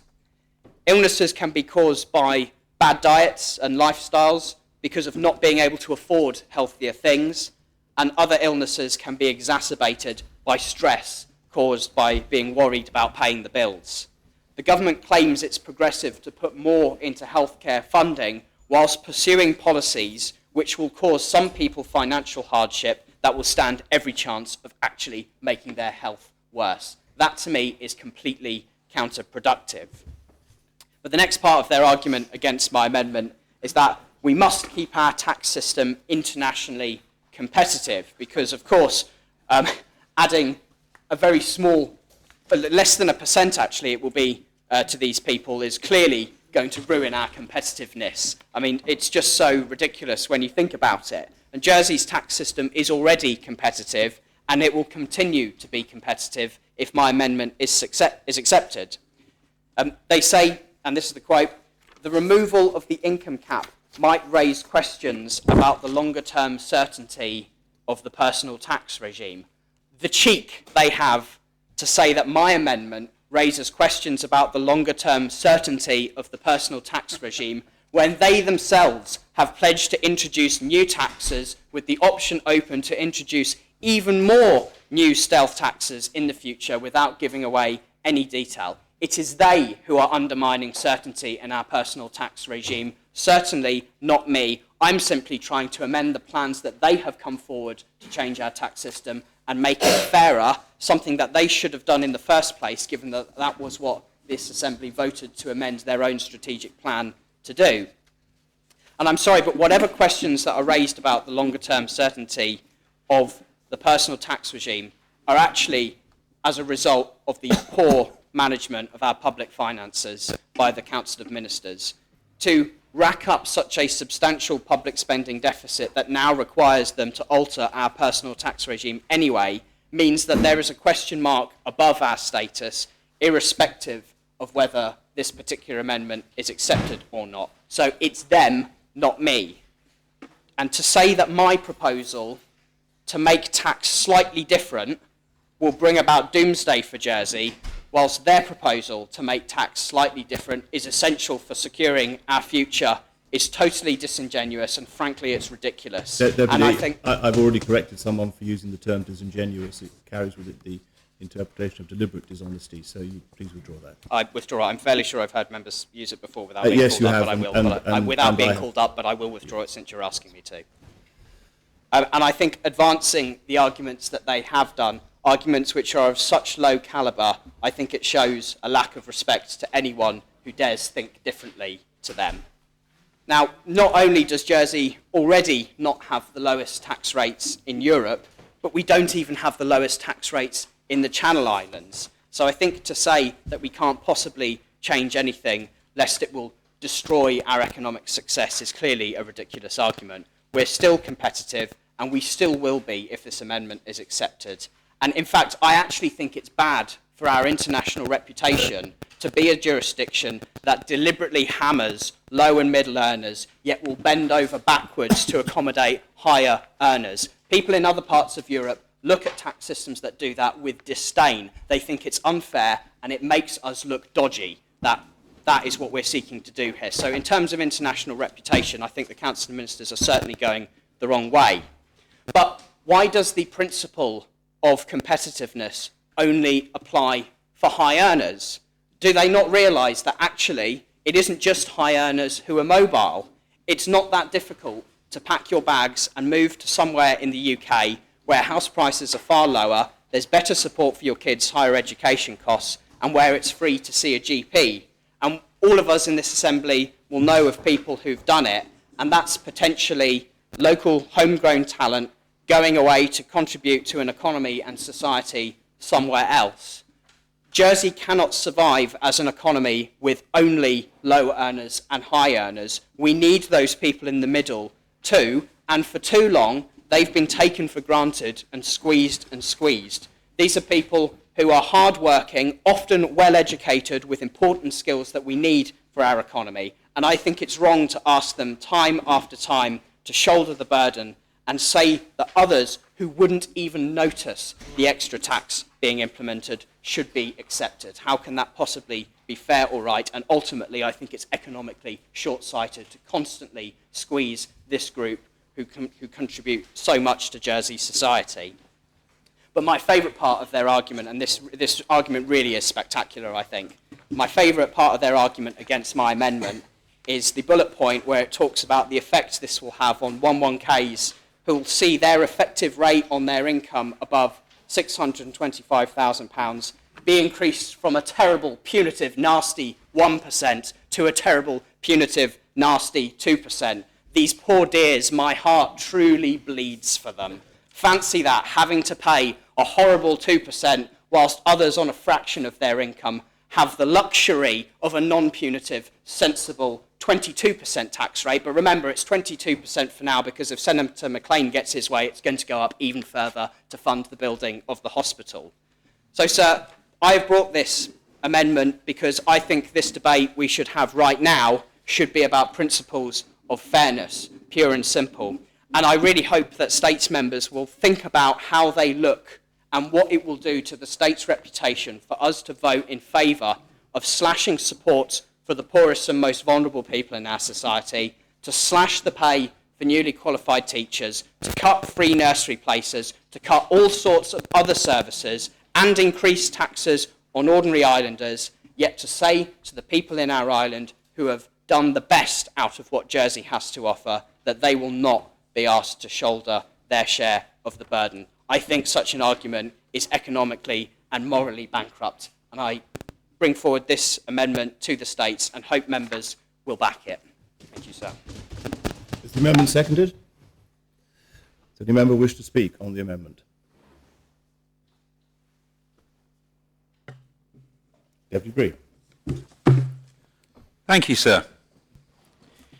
The proposed health charge, and I put the word charge in inverted commas, is classed as a user pays charge because there is no way that we can call it a tax, can we? However, I can see nowhere a direct link between the amount I will be charged and the direct benefit I will receive from that charge. I.e., to put it in slightly different terms, if I use a health service, I pay all or part of the cost under a user pays charges system. However, if I happen to be the healthiest person in the world and never have the need to use any health service whatsoever, which I hasten to add is not me, but anyhow, then I still have to pay the charge. Therefore, I would suggest this is nothing other than another tax, because I do not have the option not to pay it if I do not use the service. And I take that thought and say, well, I can see no valid reason whatsoever, economically, socially, or inward investment-wise, to support placing a cap on what is essentially a tax. If you follow the concept that all taxes should be broad, fair, and simple, which, according to our Council of Ministers, they do, then kindly explain to me why, and this is something I really do hope that somebody can explain to me, why a health tax or charge, call it what you will, has a cap on it. Because surely the whole point behind the health charge is that members of the public of the island of Jersey make a contribution to the improvement of health services to all in this island. And why should there be a cap on it if I happen to be in the very enviable and lucky situation of being, well, quite a wealthy person? And I also feel that there is a social element to this, which is, I really do wonder whether or not the people who would be protected by the cap have ever been asked their opinion. I actually know a number of wealthy individuals, and all of them have said to me they actually would not mind paying a little bit more to maintain Jersey as it is, to maintain the levels of services that everybody enjoys, because they want to contribute. They feel they have a duty to contribute because they are benefiting from everything that this wonderful island we live in offers. And so I think that we should support Deputy Mezek in this, because he is quite right. What he is doing with this is highlighting the fact that this is not a charge, a user pays charge. And let us be honest, why not? Let us say, okay, we accept that it is actually a tax. And then there is no confusion, there is no disparity between what somebody pays, and hopefully, should we elect to bring in such a tax or charge, then everybody will be treated the same. And that, I think, is the important bit, equity. It needs to be fair and it needs to be equitable. So I really would urge all members to support this amendment. Thank you, sir. Does any other member wish to speak on the amendment? The Deputy of St Mary. Thank you, sir. I simply wish to endorse Deputy Bree's last comment, or one of them. I too know of various people who are in the fortunate position of being wealthy immigrants who would not mind paying the additional 1%, and my basic mathematics tells me that if one such person is fortunate enough to have an additional 1 million income, that would give rise to a tax liability of £10,000. Would such a small sum really deter people having that sort of wealth? I think not, and I agree with Deputy Bree's comments that a large number of the wealthier element of the population would be very happy to accept this and regard it as part of their contribution to the island. Senator McLean. Thank you, sir. Sir, I understand how this is a difficult amendment in many respects for members to consider today, and I particularly appreciate the comments made by the proposer earlier on. They were very compelling in some areas, and in fact I and many of the members of the Council of Ministers will agree without doubt with the general thrust of what the proposer is saying. Before we go into the details of what this amendment actually proposes, I'd just like to make it absolutely clear that those on low incomes are protected from paying the health charge. And I think it's a point I've made several times, but I do want to repeat it because I have noticed it being misrepresented in certain areas, in the media in particular. So I want to make that absolutely clear. And that is, of course, 30% of islanders fall below the income tax threshold and therefore pay no income tax, and therefore, as a direct result, would not pay the health charge that is being proposed. As I've said, sir, ministers are sympathetic to the principles of this amendment. The measure chosen for the health charge was not lightly taken by the Council of Ministers. It followed extensive analysis of a range of options. We drew on analysis of the fiscal strategy work, reports commissioned, for example, by the King's Fund into health funding in the UK.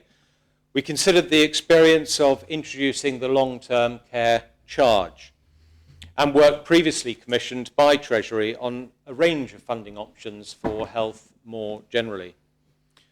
We, of course, obtained the advice of our own Chief Economic Advisor when determining our proposals. His distributional impact analysis concluded that the health charge would be broadly progressive across the whole income distribution.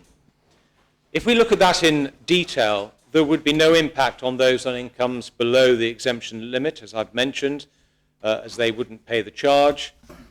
The impact would be progressive for those on the marginal rate, as the rate they pay would gradually rise to 1% as their income rises. The impact would be proportional for those on the standard rate of 20%, as all would pay the 1% rate. For those whose income are above the cap of 162,000, the proportion of income paid would gradually fall as their income rises. And I'm making these points to be absolutely clear because this is based on the distributional analysis work undertaken by the Economic Advisor. So let me explain why we designed the charge in the way that it was designed and why it might appear to be a little unfair. The Council of Ministers has to balance the long-term tax policy principles agreed by this Assembly in the strategic plan. The second principle is that taxes should be low, broad, simple, and as the proposer has already said, due to his intervention, and the Council of Ministers accepted it and agreed with it, fair. This principle, all four parts of it, shaped the Council of Ministers' thinking in a number of areas. For example, basing the charge on income tax rather than social security payments means people on low incomes are exempt, as I've said, and it is not just workers who will be paying it. Those with income from wealth, such as general investments, property, those over 65, they will all also contribute. Let us not forget that the reason we need to invest in healthcare arises principally due to the ageing population, and that, of course, as members will appreciate, is not a situation unique to Jersey. There are four other principles which also need to be considered when deciding on revenue-raising measures. When considering an income cap, the Council of Ministers gave specific consideration to the fourth principle, that taxes must be internationally competitive. Jersey operates in an internationally competitive environment. For the island's economy to thrive, we need to maintain our position in that environment. So it's important we can attract and retain highly skilled people to work here, that we can attract inward investment, and that we can attract high net worth individuals, the wealth creators, that put so much more into this island than just the direct tax contributions that they make. And I've mentioned earlier this week, sir, the point about the Jersey Hospice Ball, which I attended last week. Many of our inward investors were there, and to see Jersey Hospice raise at that event, on that night alone, over £250,000 is largely as a result of the high net worth investors that we get and are able to attract and we need to retain in this island. We just had the latest economic growth figures this week, in fact, sir, showing a healthy 2% growth in our economy in 2015, as measured by total GVA. And congratulations to the Economic Development Minister and his team and Financial Services. I'm sure they've made a valuable contribution to those figures. Now this, I'm sure, nevertheless, will have come as something of a surprise to members of the Corporate Services Scrutiny Panel, given their assertion that our economic assumptions and income forecasts are overly optimistic. But sir, perhaps I digress. This is the second consecutive year, though, that the island's economy has grown in real terms. And we don't want to jeopardize this recovery, especially in the uncertain world that we currently live in. It's not only the business tax regime that has to be competitive, but also our personal tax regime as well. Personal taxation has a broad meaning in this context. It includes all taxes, contributions, and charges. We know that people who move here to work aren't just looking at the tax rate. The whole package has to be right, and that includes stability, political and economic stability. And let's remember the words of the Fiscal Policy Panel about the risks that we face in terms of delivering on our medium-term financial plan. And those risks were identified in one area as being political. In other words, making sure that we make the right political decisions for our long-term sustainability. But going back to the point, sir, about the package, as I've said, political and economic stability, certainty, lifestyle, our stunning natural environment, reliable and extensive air links. All of these factors are clearly important. Taxes, contributions and charges may not be top of the list necessarily, considered by highly talented individuals who are considering relocating to the island. But changing the rules at the drop of a hat without a proper process and due regard for all the facts, all the potential impacts, will, without doubt, impact on investor confidence. After all, for inward investors, the world is their oyster. With modern technology, they can move across the globe in a way that has never been possible before. Jersey is competing for talent with other Crown dependencies, and places like Cayman Islands, BVI, and Bermuda. Here, we have no upper cap for income tax, except for those who move here under the special scheme for high net worth individuals, known as 21Es, or previously, sir, 11Ks, which is more recognizable to many. In Guernsey and the Isle of Man, there are caps which limit the amount of income tax that wealthy people have to pay. We compete with Guernsey and the Isle of Man, and they put caps in place. In Guernsey, personal income tax is effectively capped at £110,000. In Guernsey, their social security contributions are capped at £132,000, not the upper cap that we currently have at £162,000, higher than Guernsey. The Isle of Man has an elective capped liability for personal income tax of £125,000, and social security contributions are 1% over the earnings cap of £41,000. Jersey is more expensive, but it has other things to offer. And it's about getting that balance right. We've already pitched ourselves in this competitive world in a more expensive place than many of our immediate competitors, those who we're seeking to win business from and retain business from leaving here to go to. In Cayman, the BVI and Bermuda, there is no equivalent to our income tax. As in any market, our competitors will seek to highlight any change that puts them ahead. And this could be exactly such a change, unless very carefully handled and considered, as the Social Security Department themselves are doing with the reviews that they're undertaking. And that's the right place and the right time to consider changing the cap. Let's not forget, this cap at 162,000 didn't start life at 162,000, it started life at 150,000. It increases every year on an RPI basis. But the Social Security Department and ministers recognise the fact that there could well be headroom here to move it. But that has to be done based on facts, and that's what the Social Security Department is seeking to do, establish what those facts are and what potential impacts would result from a move, not just lifting it off, as I've said earlier, at the drop of a hat. Because we do need to be careful to protect our competitive position. And that's why the Council of Ministers proposed an income cap pegged at the same level as for the Social Security and long-term care. If the State Assembly supports the amendment and removes the cap, members are doing the equivalent of increasing the standard rate of personal income tax. And that is the message, effectively, that would go out broadly. This would be a significant change, which, as I've said, would be picked up on by those who are our competitors and who would seek to take advantage. And it may well be factored into the decision made by people looking to relocate their businesses here as well. More importantly, the removal of the income cap might raise questions about the longer-term certainty of the personal tax regime.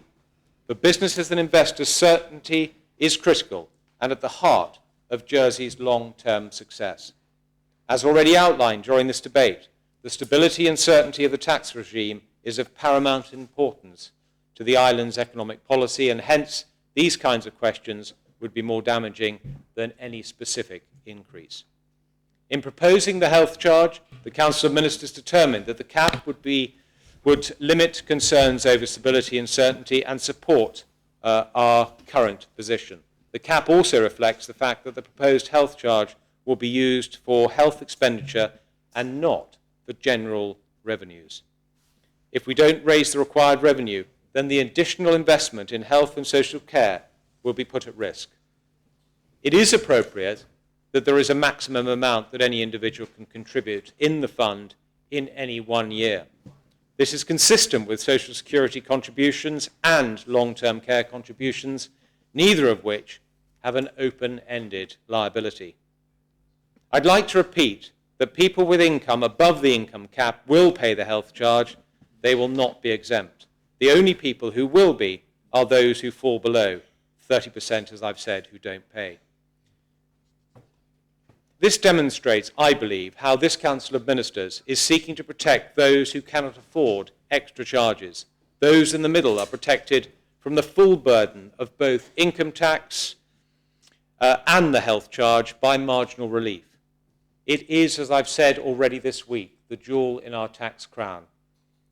As to people at the very high income scales, the Council of Ministers is prepared to reflect further on this issue as we finalise details for the health charge.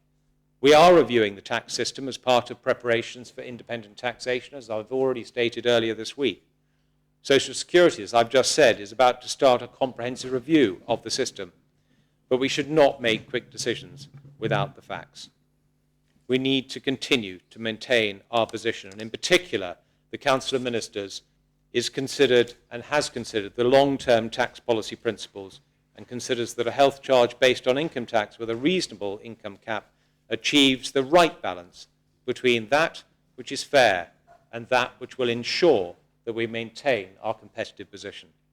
I therefore, sir, ask members to reject this proposition. Thank you. You have the comment, St. John.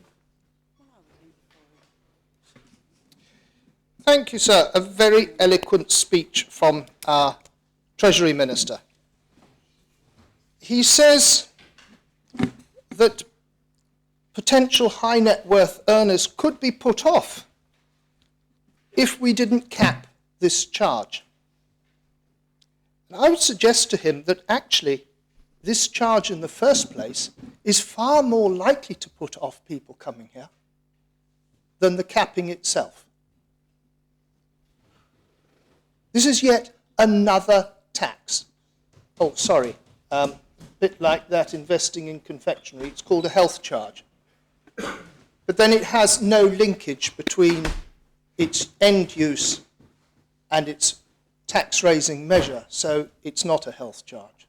And it's this play with words and this spin that, quite frankly, I think not only we in this assembly, but the public outside this assembly are getting fed up with.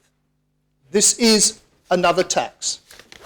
And as another tax, it is far more likely to deter people coming here than whether it is capped or not. That is a minor detail.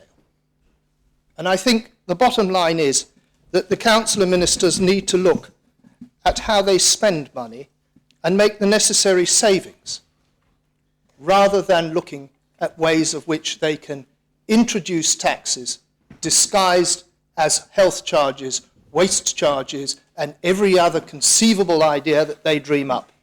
I will be voting in favour of this simply because if it doesn't have a cap, it will be called a tax. And then the Minister won't be able to introduce it. Deputy Martin.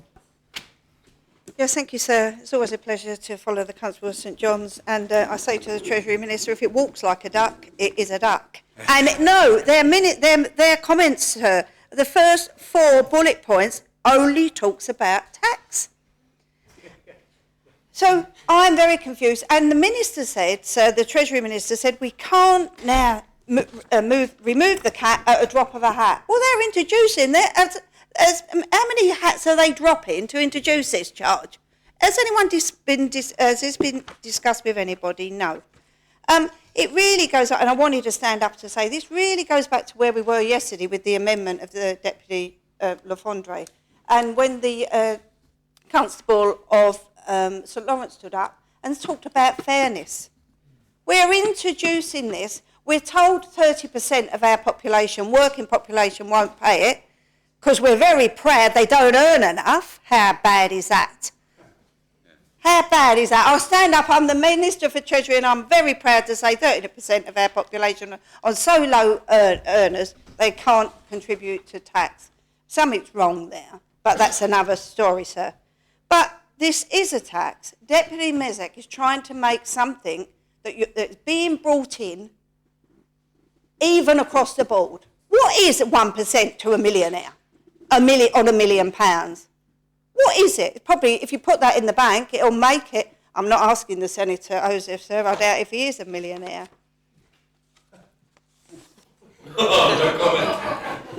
He asked me, sir, if I was asking him. As I say, I make no comment. It is totally about fairness.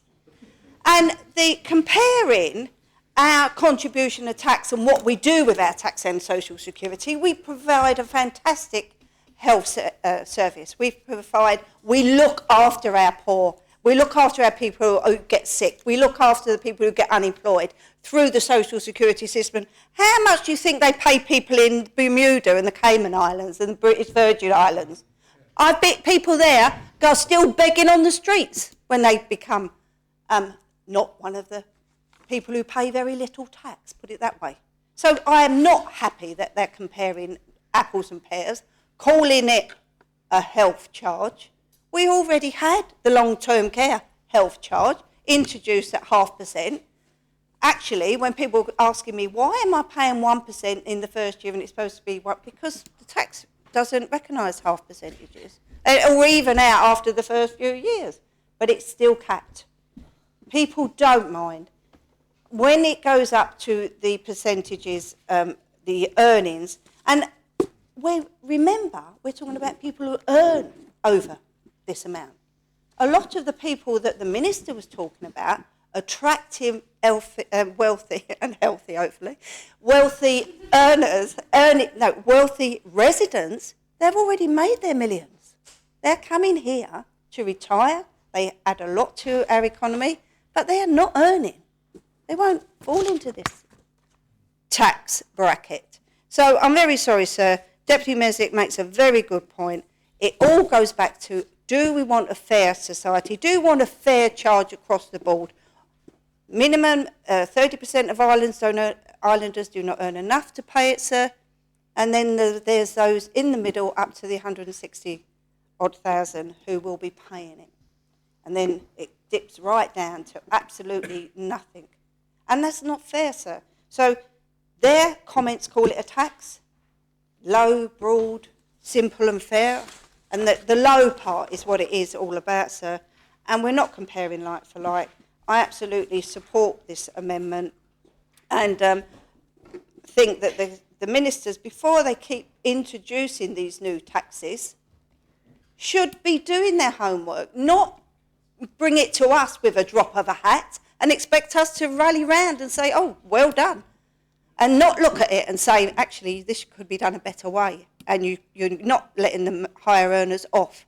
So, sir, I think it's a no-brainer, under complete fairness, that everybody should be paying what they can out of their earnings if we're going to introduce it, and it looks like we will. If I support this, I don't know if I'm going to support the whole plan. It's gone so up and down, but we're talking about this amendment, and if we're going to introduce this tax, it needs to be fair and across the board. Thank you, sir. Senator Farnham.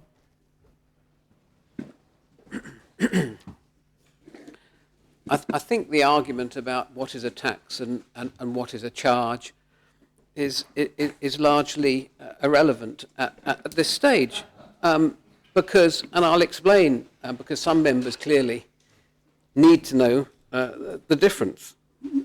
But first of all, the ramifications of this, sir, are to increase the maximum rate of income tax from 20 to 21%. Across the board, we're putting our income tax highest rate up from 20 to 21%. 21% will be the maximum rate. For high net worth individuals, sir, from 20% up to 625 and 1% over, they pay 21% up to 625 and 2% over 625. It's quite a significant difference. And whilst some members want to distinguish our society between rich and poor, they don't tend not to look at us all as people, but some are rich and some are poor, and the rich ones must be treated fairly or unfairly. I don't see why, just because somebody has accumulated a lot of money, often through very hard work, should be treated more unfairly. The rate they pay may be lower, but the contribution is much higher. The more well-off in our society pay the vast majority of taxes in pounds, shillings and pence. They do. The highest earners pay the most tax.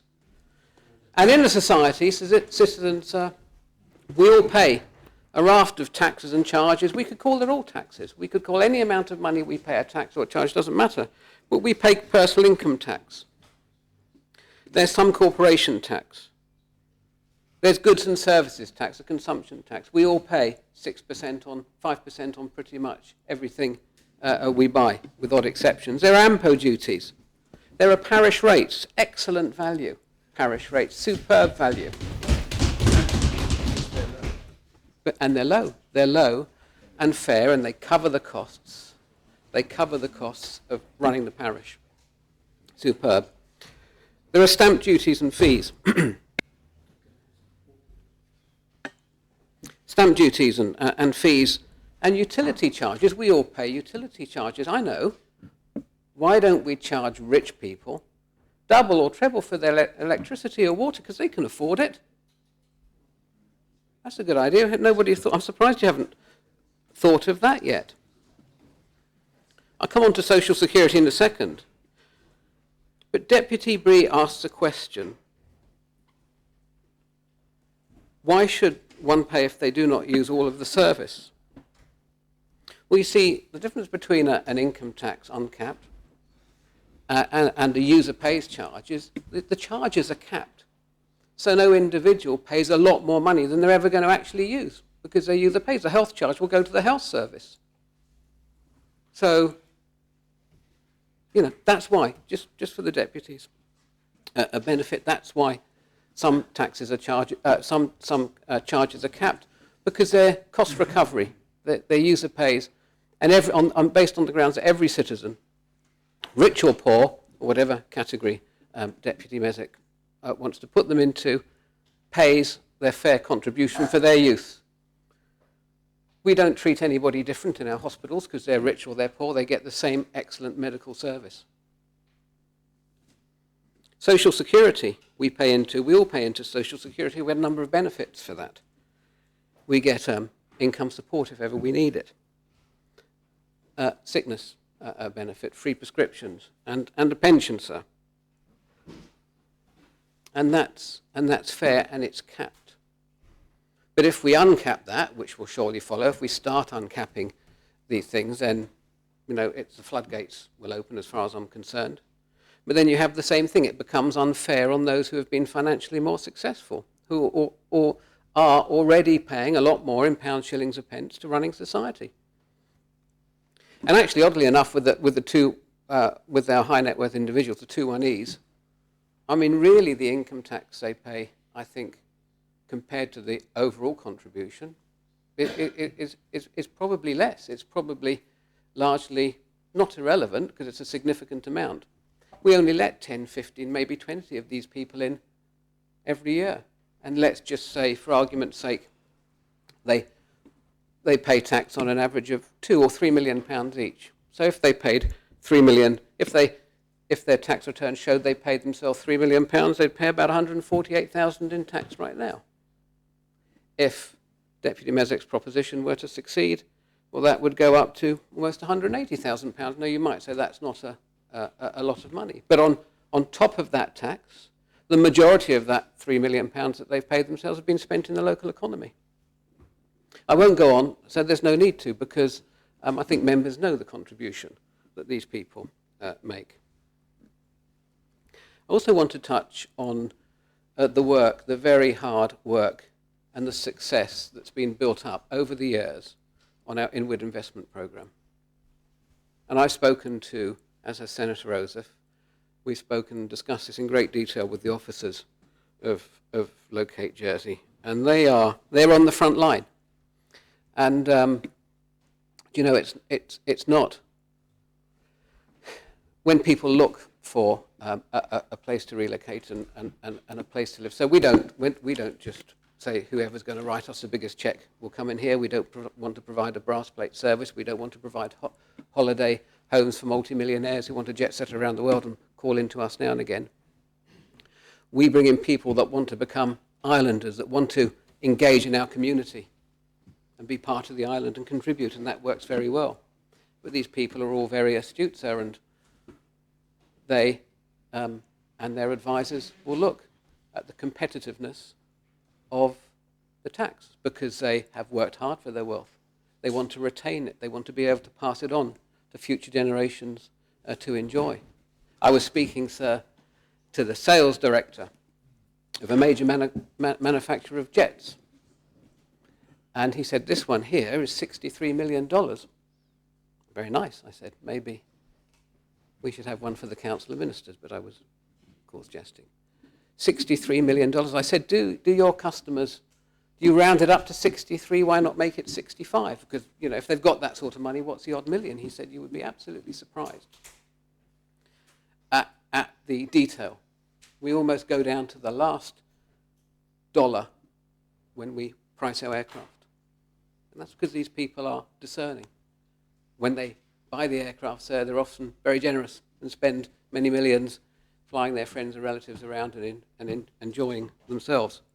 But, that's why it's important that we have a competitive and stable inward investment proposition. Because if we don't, we are going to lose a heck of a lot more than by trying to squeeze a few 1,000 more out of them this way. And actually, so I don't mind saying that we have discussed, Treasury Minister, Senator Oliphant, and others have discussed looking at the what we charge high net worth individuals, and we think there is a bit more scope to look at that and maybe increase it slightly, and we're going to be doing that. We also have a long-term tax policy, R33 2014. It's a comprehensive, detailed and working policy. It's being worked now, sir. And I suggest, members, it won't take a minute, just have a look at it. Just look it up now and have a look. It's an excellent, excellent piece of work, and we're using it. We're using it right now.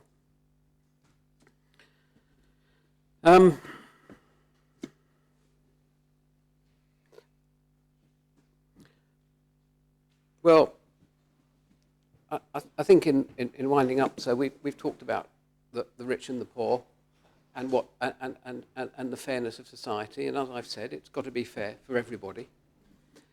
And Deputy Mezek, they like to talk about, Middle Jersey,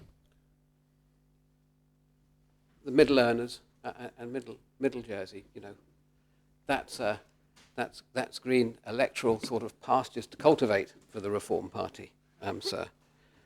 But oddly enough, if their policies of increased taxation for those that earn more, those that are over 85,000, the very people that are going to have to pay more nursery fees, and those are the very people that, if Reform get their way, sir, will be paying considerably more in income tax in the future. The Middle Jersey, those that earn 80, 90, 100, 120,000, those are the ones, sir, that Reform Jersey will want to make pay in the fullness of time. Thank you. Senator, it must be getting late because I should have picked you up on the use of the word heck, which has been ruled as unparliamentary in the past. So perhaps you would. I do apologise, then. No. I withdraw the word heck. Thank you. Deputy Taddy. That's a good old Jersey word, sir. That's the name of our album, actually. The first album is called That Badlabet, because it rhymes, kind of. Fascinating speech there from the Economic Development Minister, and I certainly learned a lot about economics there, which I'm glad, because I didn't do any A-level economics myself, so I feel a lot more educated and enlightened. The first thing to say is this isn't our tax. We're not proposing a new tax. This is the Council of Ministers tax. They're the ones that are saying we can no longer afford to pay for healthcare under the current system as it stands. Therefore, we're increasing the rate of tax from 20% to 21% tax. We're simply saying that's interesting. We've tried to find alternatives here which have been rejected. Both our party, presented by Deputy Southern, and the the Corporate Services Panel have also tried to do the same. And there's been many discussions about how we might have alternative funds. But we've got to the point now where we are debating the health tax. I will call it a tax because I believe that's what it is. It's important to be transparent. So it's not our proposition to increase taxes. It's their proposition to increase taxes, even though they entered the last election, by and large, those of them who stood for election and had contested elections, and said we're not going to increase taxes and we don't want to introduce any new taxes. As soon as they get in, increase taxes, new taxes. That's exactly what they're about. Now, we've always provided that we like to prefer either progressive taxation or, at the very least, peel back regressive taxation so that we can have it at least proportionate. And this is exactly what Deputy Mezek and we are trying to do. We've all seen this graph presented to us, which is known as a ski slope, whereas it does have some kind of proportional, it goes up like that, so that's progressive for the lowest earners. It plateaus up until about £150,000, just over, and then it peters off very slowly ad infinitum as it gets towards an effective rate of zero. And as Deputy Mezek's already pointed out, if you look at that, somebody who's paying something less than 25,000, I think it's about £18,000, pays an effective rate of 0.2%. So somebody who's pretty much very low earner, probably not earning a living wage, or it's just about a living wage if we had one in Jersey, but probably not, and has no disposable income whatsoever living in Jersey, will still be taxed an extra 0.2% of their overall gross income, whereas somebody who earns over £1 million a year will be taxed at less than 0.2%.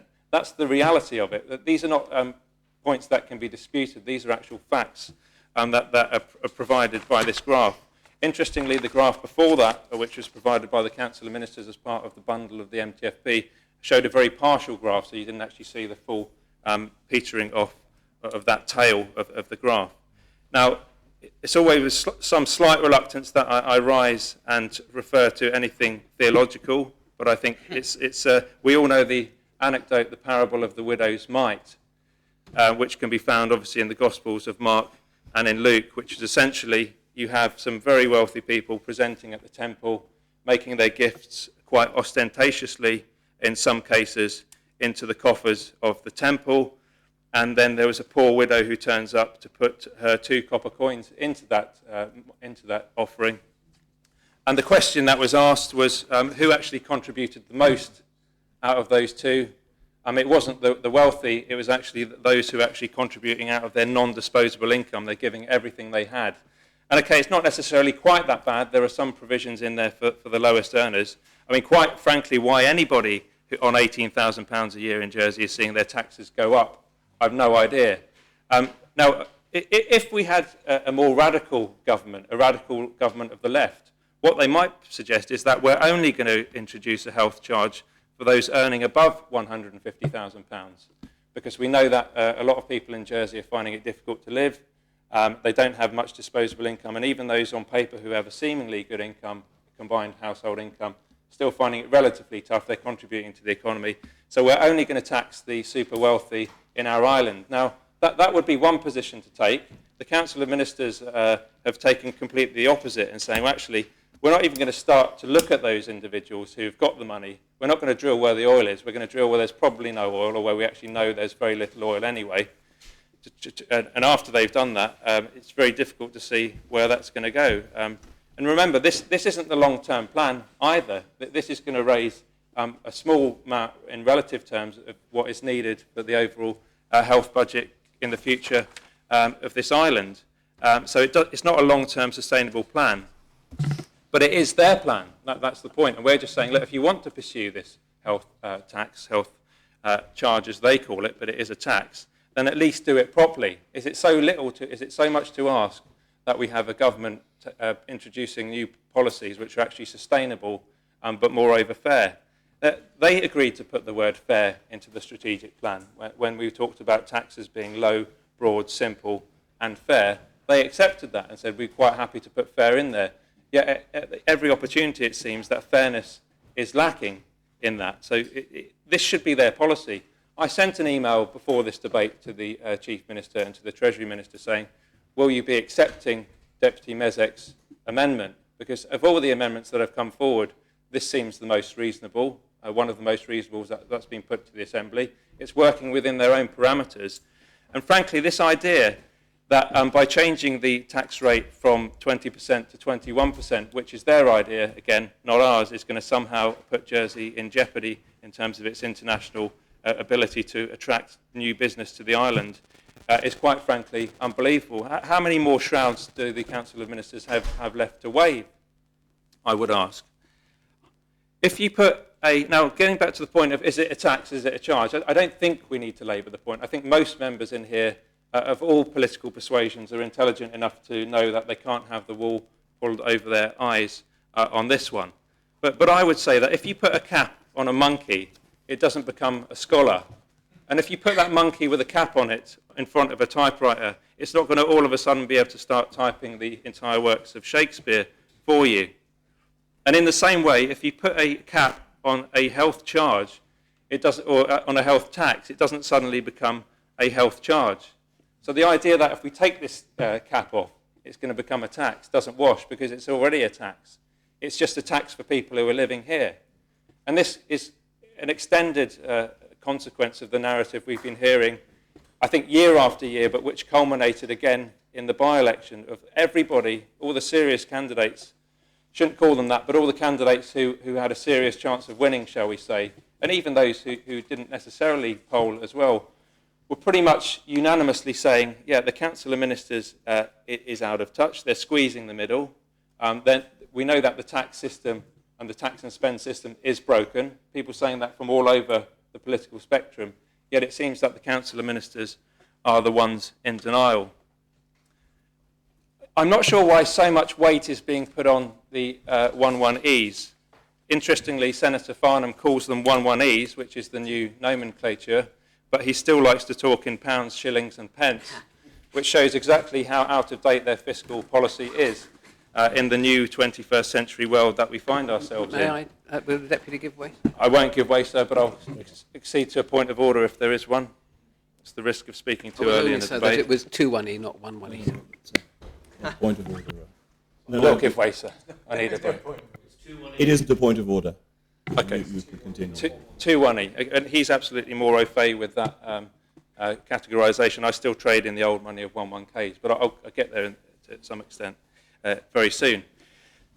And we mustn't personalise this. I think that happens too often when it comes to individuals. Of course, we hear the phrase said that, oh, these individuals contribute in many other ways other than tax. The first point I would ask is that, do we have the optimum amount of taxation that we could be yielding from these individuals? I personally don't think that is the case. On an ideological basis, I'm not comfortable with that system at all. I think that if we invite people into the island and allow them to skip the queue anyway, whereas other people have to wait for 10 years to come here and establish themselves, and that's one thing. I've got no problem in necessarily doing that on a case-by-case basis, but if they want to live in our beautiful island and contribute, then they should at least be paying the 20% tax rate or the 21% tax rate, which this Council of Ministers is now moving that base rate to. The idea is slightly offensive to suggest that these people are the only ones in society who worked hard for their wealth. People who are super wealthy may have worked very hard, they may have not, and they no doubt have other people who they employ who also work hard for them and who contribute to that success. Others, of course, may inherit wealth. We don't know that. But what you can be sure of is that somebody who works for a living in Jersey, which is the vast majority of our constituents that we represent, do need wages to survive, to pay mortgages, to pay rents, to pay for school fees, to pay for university fees, and they're the ones being hit by this Council of Ministers.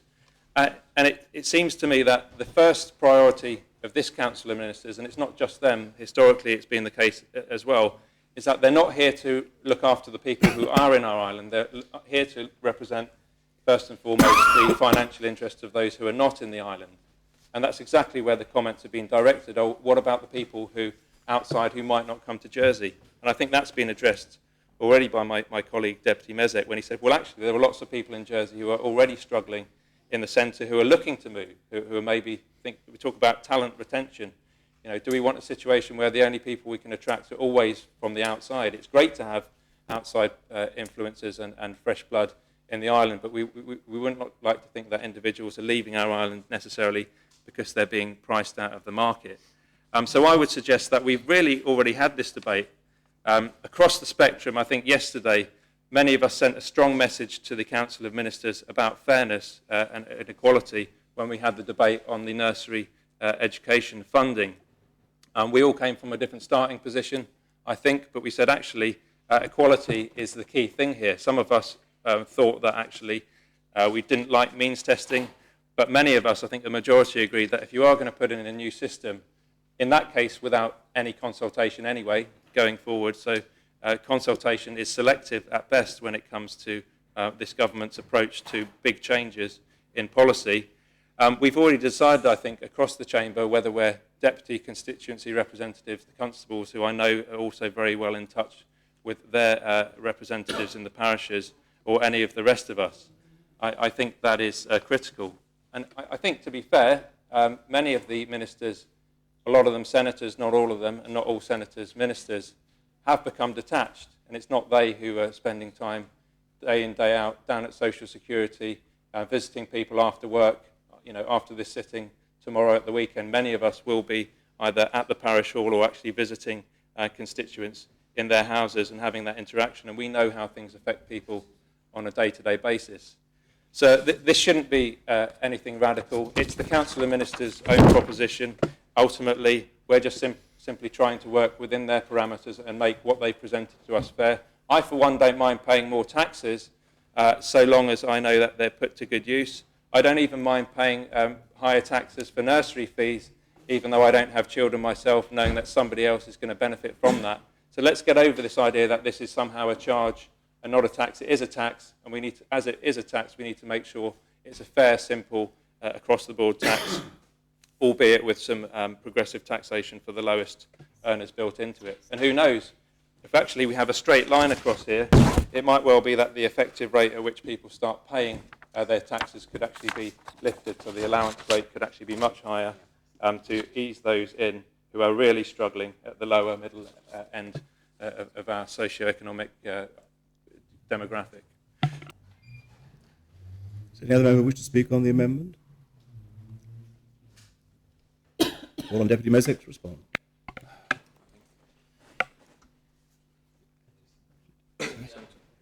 Deputy Sutton, yes. Third day in, sir, I'm getting a bit slow. I'm getting up.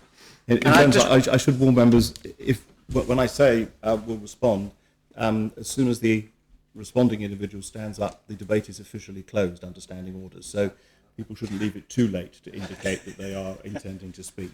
They may just be caught unavailable to do so. And thank you, sir. And following a very excellent proposal speech from my colleague on the left, I don't feel that there's much left to say. But I do want to just mention basically two things. And one is the reappearance of shroud waving, scaremongering. I can quite understand at the time, whenever it was, 10 years ago, when I first proposed an extra tax rate of 25%, so a higher tax rate of 25%, and perhaps a higher tax rate of 30%, that the ministers of the day then ran around saying, no, end of the world, we'll never see another rich person in our lives, they'll all up and leave, all the companies will go, etc., etc., etc. Now, to a certain extent, I can understand that. But today, when I hear the same argument, we've got to be very careful, they won't come here, they'll go, about a rise in tax proposed by the ministers of 1%, I have to admit to being just a tad sceptical. They appear to be running off a broken record. That's what they said 10 years ago when I proposed progressive taxation. That's what they're saying now. And I don't believe it will happen. Secondly, I just want to examine some of the principles that they've got down there around taxation. And in particular, Principle 2 and 3 on page 3 of the report. Principle 2, taxes should be low, broad, simple and fair. Now we've dealt with fair and we accept low, 1%, broad. What about simple? Now the logic of the Treasury Minister is I wanted to keep this simple. So what do? I adopt the taxation model because I can run with that. I've got the staff to do it. We know exactly what it looks. We know what it brings in. It's perfect. Except income tax doesn't have a cap on it. 20% means 20%. So what do? I complicate it by borrowing a cap from the Social Security mechanism of fundraising, and I stick that on it. It's the same cap. What does that do? Why, it produces that ski slope, which results in large unfairness, high degree of unfairness. The poorest pay at rates, effective rates, which may be higher than the richest. That's completely unfair. So it goes against their principles, in particular, that it should be kept simple. Varying from simple, they've got it wrong. Principle 3, this is a nice one. Everyone should make an appropriate contribution to the cost of providing services, whilst those on the lowest income are protected. Whilst those on the lowest income are protected. And indeed they are. We can see it. But in fact, what we've got at the other end is those on the highest incomes are protected. And it seems to me that that's what they're doing by putting that cap on there. They are protecting the interests of the wealthiest. Now, that's not in the principles which we're going by. Protecting the poor is, protecting the very wealthiest is not. Ultimately, what we've got here is an unfair tax. We can make it fairer because we keep it proportionate at 1% across the whole range of incomes, apart from the very low incomes. And that's the way to make it fairer, not this regressive taxation, the ski slope, to get lower rates of effective tax for the highest earners.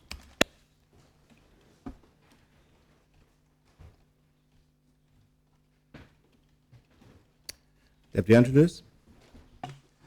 Thank you, sir. Just briefly, although I fully understand where Deputy Sutherland and Deputy Mesic are coming from with this, there is an area that I think members should also think about.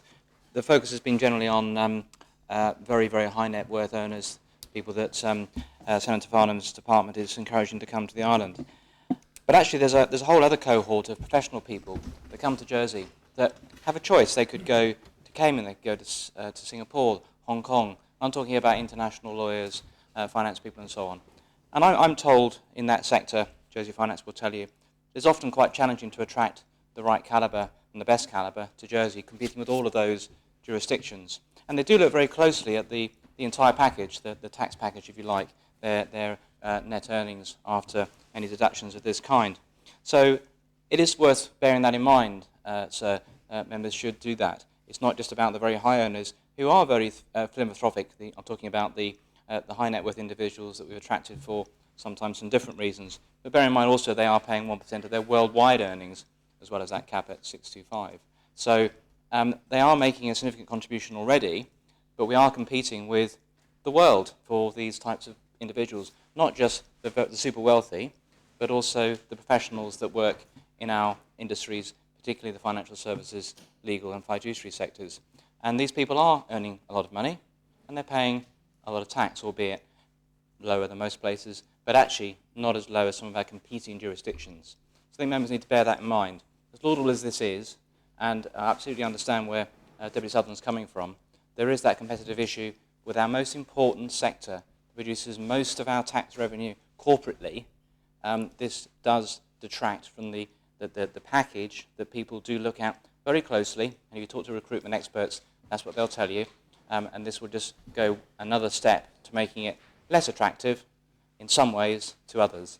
So on that basis, I won't be supporting this amendment. I think those that can afford to pay more with this are paying more, albeit it is capped. And if you look at the examples that are presented in the Minister's comments, you can see there that there are other similar caps in competing jurisdictions. Thank you, sir. Does any other member wish to speak on the... Deputy Lavin? Yep. In spite, sir, of what Deputy Lewis of St Helier has just said, I can't help feeling that this tax charge as proposed hurts Middle Jersey the most. It hurts the people on the £50,000 wage or less or a little bit more the most. The majority, those who do everything right, pay all their taxes, don't go to accountants to find ways of not paying their taxes, do the right thing, get stung, left, right and centre. Senator Farnham uses the argument that we mustn't scare off the rich, as has been, and of course one doesn't want to do that. One values what the very wealthy, whether they come in or whether their wealth has grown in the island, of course one values their contribution. One is just questioning whether their contribution is now a little out of scale with what those on lower wages are earning. As proposed with the health tax as I see it, if you earn £25,000 a year, you're going to pay an extra £125 because you're being taxed on 0.5%. If you earn £54,000 a year, you're going to be taxed at 1%. That's £540. That's a lot on £54,000 a year to me. If you earn £165,000, you're going to be taxed at 1% too, so that's £1,650. If you earn £400,000, you get taxed at 0.4%. That's £1,600. That's less than the guy who's earning £165,000.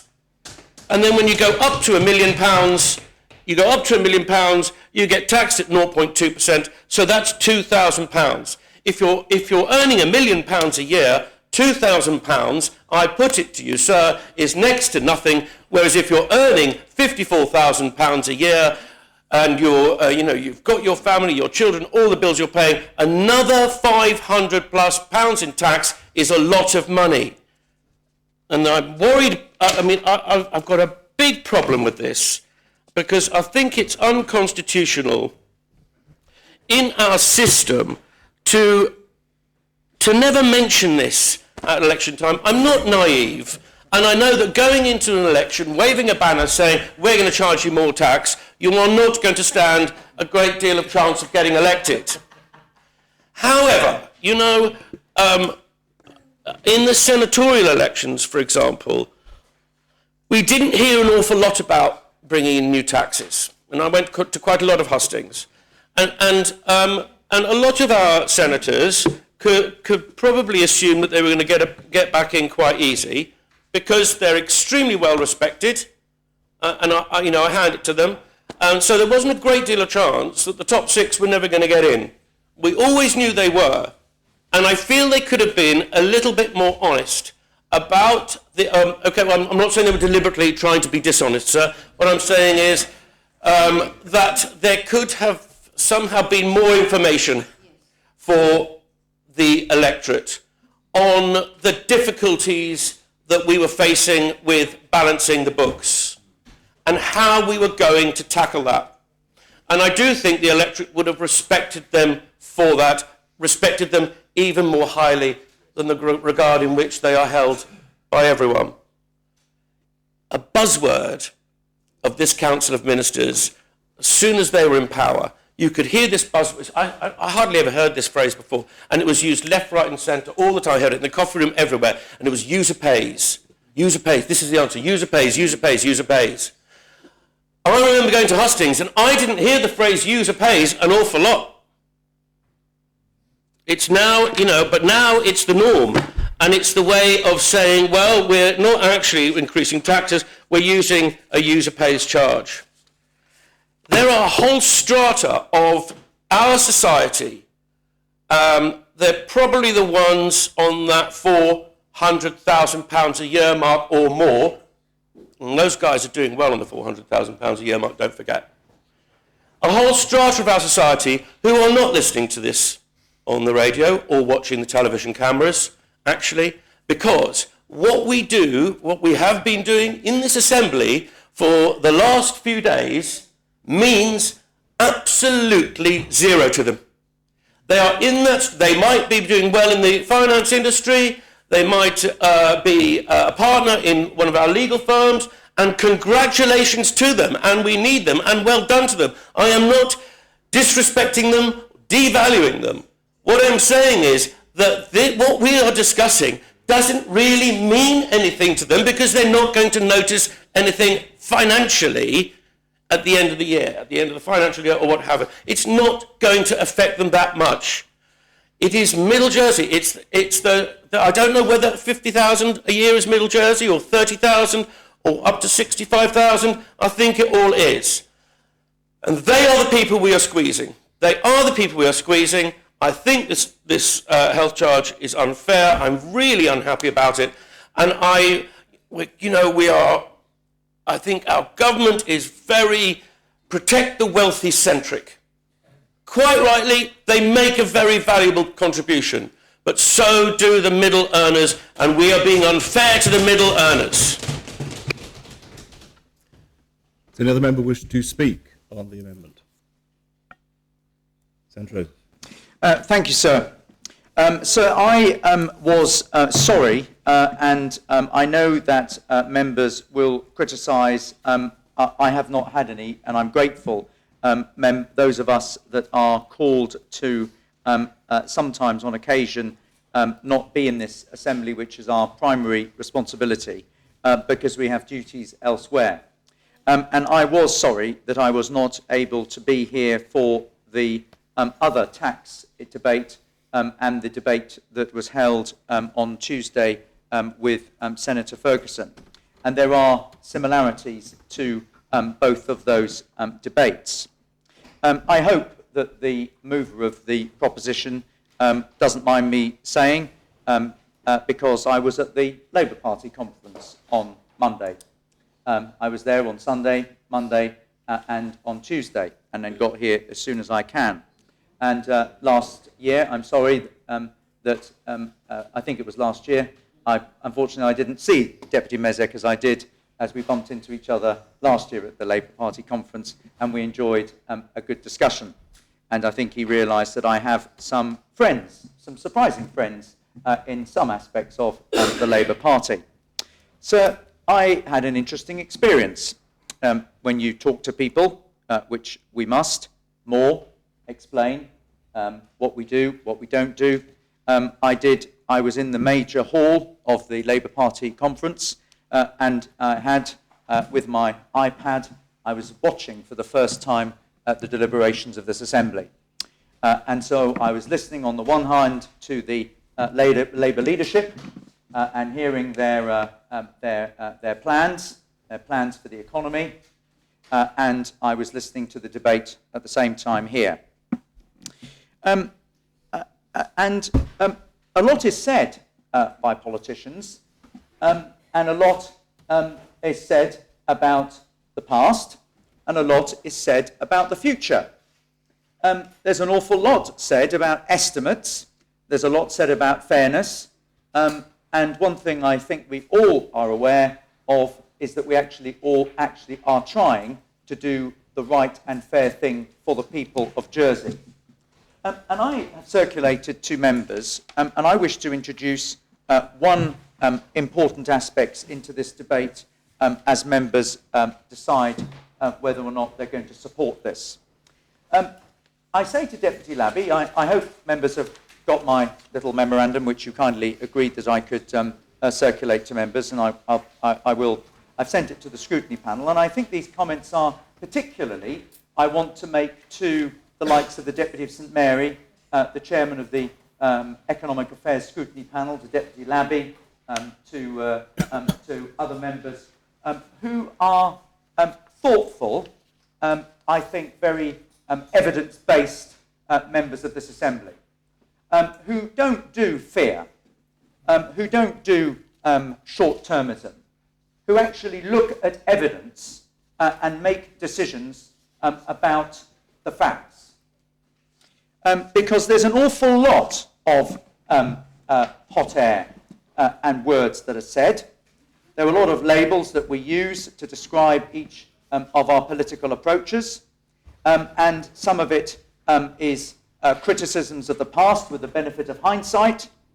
Some of it is political rhetoric. The Council of Ministers are accused of being the unfair supporters of the high earners and therefore, by definition, the people that are actually against the workers. Because, of course, if you are in favour of the high paid, which this debate is about, because we want to charge or tax them some more, then effectively you must be against the low paid.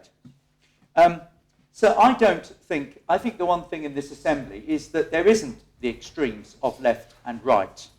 I think that this island is actually about, and most members sit here and make decisions that are centrist decisions. There is no extreme left or right position that works. Beating poverty, all these things that have been trotted out by the extremes of left and right, both here and elsewhere, are largely the language of the past. We know what works. It's a successful economy. plenty of people with plenty of money in their pockets to spend, to improve their families and to improve the lives of those that they're caring for. And that successful economy being able to produce good levels of services which more people want to come to. It's not a miraculous formula. It's the formula that is the Jersey way, the prudent, successful, stable Jersey way. And so, sir, can I just ask members to turn? Because this debate, lest it be passed, is a stop, is a message that actually we're not any longer going to be certain and stable, that we're changing fundamentally our approach in relation to our competitiveness and our taxes. And Deputy Bree is back, and I'm delighted he's here, because, and I was very, very, very grateful to his panel. I mean that very sincerely for the complimentary remarks that he gave in his scrutiny panel report about the work of my unit. And I do truly thank him for that. It was, I know that it means a lot to me. Now, why am I saying this? So I want to draw members' attention, and if they've got my note, I want to draw their attention to two graphs. The first is the graph that is effectively finance industry employment. And that graph has got a shaded area on it. Now, the shaded area was effectively and these are latest figures from Jersey Finance post-Brexit. But what they show is the past projections of what could have happened with now what the post-Brexit survey of finance firms is actually the actual and what was expected to happen. Now, the grey area was effectively what would have happened if we wouldn't have sorted our financial services industry out, if this Assembly would have not taken courageous decisions to balance the books, to not do all the things that we're accused of doing.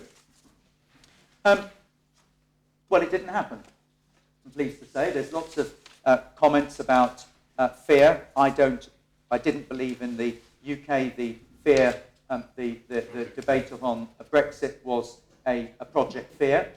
And I'm not saying that my speech is about project fear. My speech is about project anti-fear.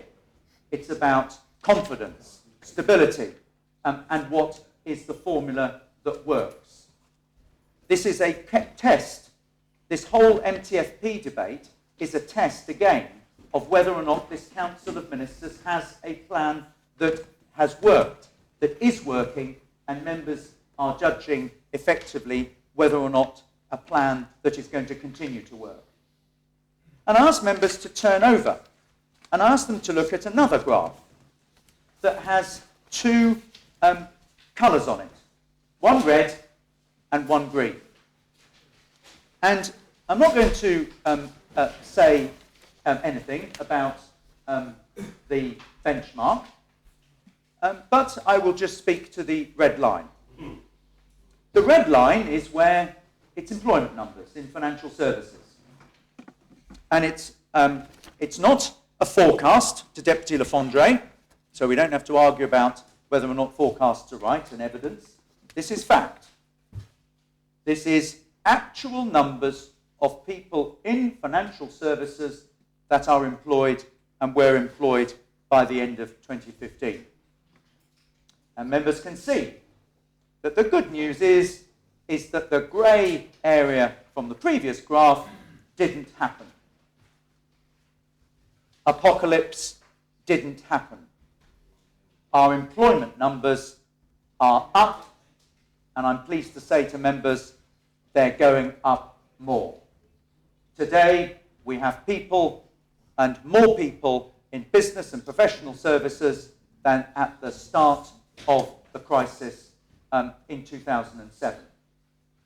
Now, I've stood in this seat, this seat, sir, for a number of years. And I've had to take a lot of flack of tax policies about fairness and estimates and forecasts and all the rest of it. And this is one of the first times I'm actually using some evidence, almost as a bit of a fight back, to say, now come on, let's have some facts about the fiction or the comments about what has been said in the past. I say to Deputy Labby, I'll give him the 3 reports that were published before the election last year about the need for savings in the economy and the income forecasts, and I stand by every single one of them. And I stand by the comments about the fact that there would need to be an MTFP that would need to be difficult and that would need to make savings and that would need to actually put money in health services for the benefit of the lower paid, for our elderly community, and all of the people that we are here to serve.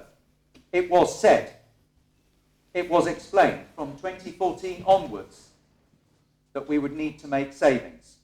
We've been scolded around whether or not we can make more savings. Well, we've had that debate, and I'm pleased that that debate has been comprehensively defeated, because there is only so much. I'll give way to the Deputy. I'm grateful to the Senator and would ask him, have we made enough savings to levy taxes? Has this government banked enough credit with the people of Jersey? Is this a point of clarification? No, I'm just asking the Senator a question, sir. Well, no, there's no facility during the course of the debate to ask a question when you've already spoken. My apologies. I won't answer the question because I know I can't be questioned, sir. But I'll make my remarks which are relevant, because it's about track record and messaging and what it is that the island looks like. And this whole debate is about the balance and finding a solution to matching income and expenditure in a sustainable way, and whether or not that plan is going to work. And you can only, and I asked the Deputy, and I asked the doubting constables that are in quite rightly, testing. That's what we're here to do in this assembly. We're here to debate. We're here to test whether or not the Council of Ministers has a plan that is working, that is likely to work, that is actually got. Have we got our figures right in the past? Have we got our policies right in the past? And is this the plan that actually is the plan that is going to deliver growth in the future? And what I'm trying to say is that the answer is that for all of the huff and the puff and all of the accusations, that the plan that we have put in place in this assembly, which has been backed by last year's MTFP debate and previous MTFP debates, and I won't bore members, but I've got all the previous MTFP debates here, sir, a whole lot of them from 2015. Unfortunately, I've got most of them on my iPad as well, so I like reading them, and I've got all the MTFPs, I've read all the reports, and I've seen everything else. But what this is showing is that we have an economy which is working. Now, why is it working?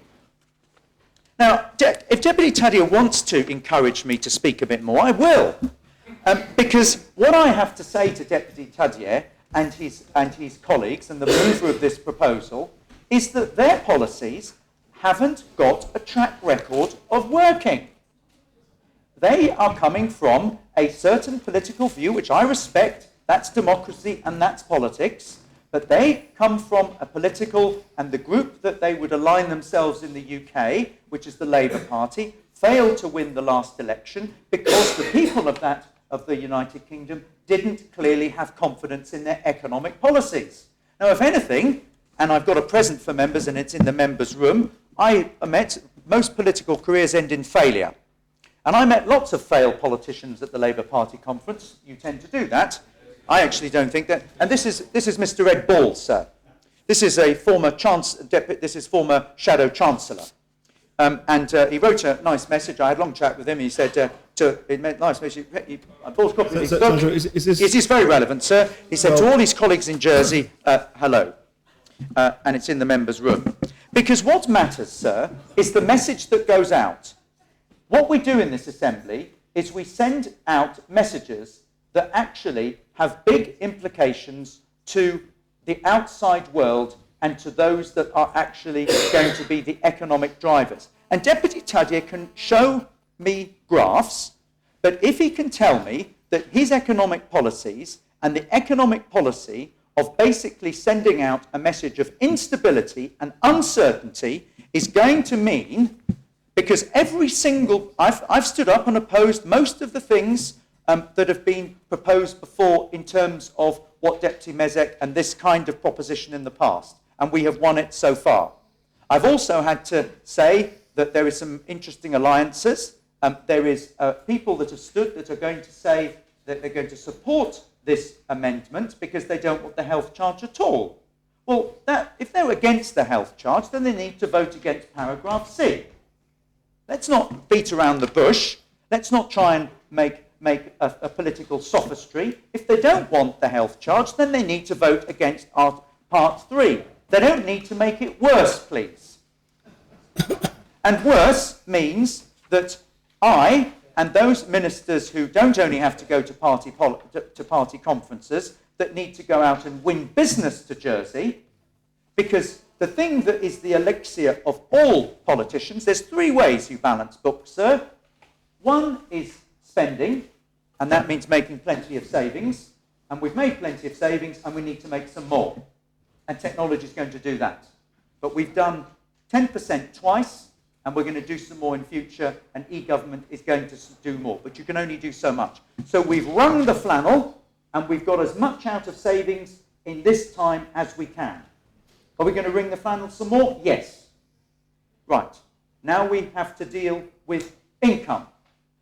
How do you get income? Well, you can either raise the rates, you can tinker with the charges, you can call them a charge or a tax or whatever. I've been known to say if it quacks and it waddles, it's a duck. I'm not going to get into the argument of whether this is a tax or charge. It's a charge on income. But what this is an additional charge which basically will affect our competitiveness.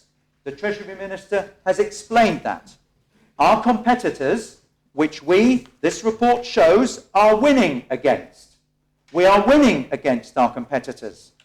We are winning against every single other offshore centre in employment. Our employment numbers are up.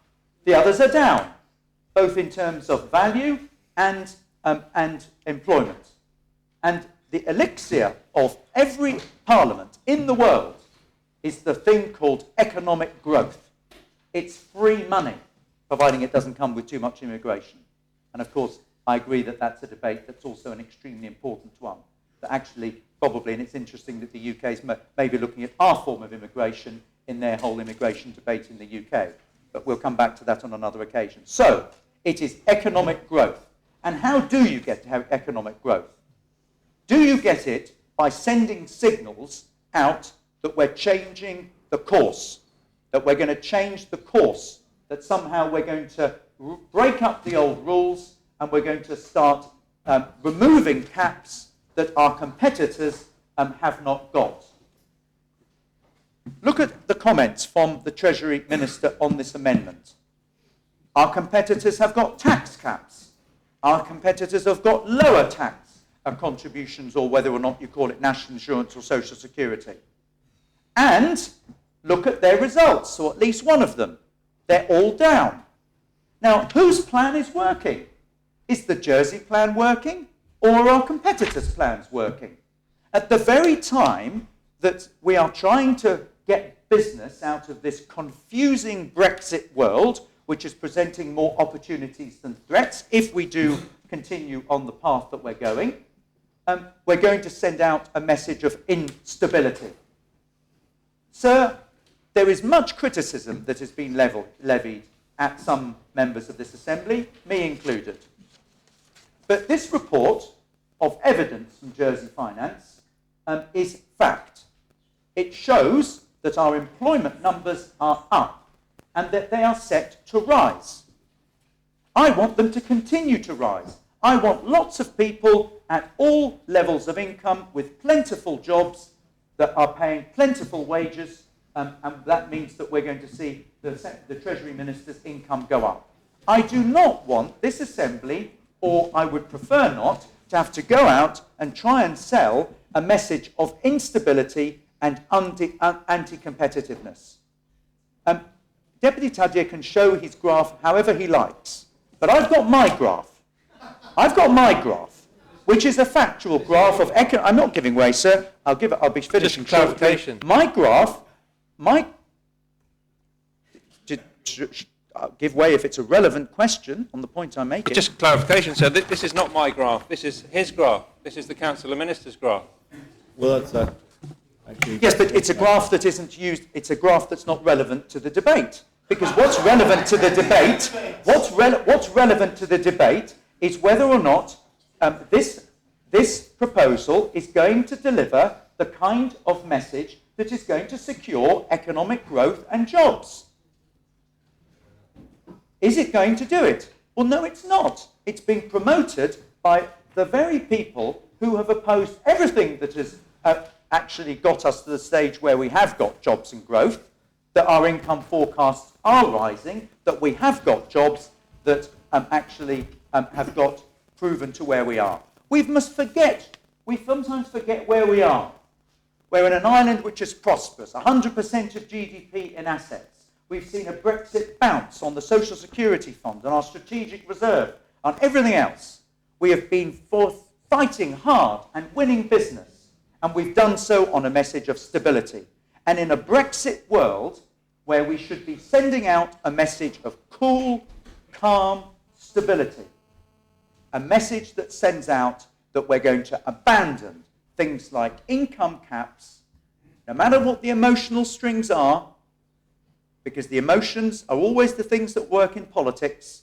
I want a positive emotional decision taken to vote down Deputy Mezek's amendment, which is about let's carry on with the plan that we've got, which is a plan that's working, that is a plan that is delivering jobs, that is delivering jobs for our young people as opposed to unemployment, that is seeing rising income into the Treasury, not a failed economic proposal which is effectively tax the rich and it's the easy way out.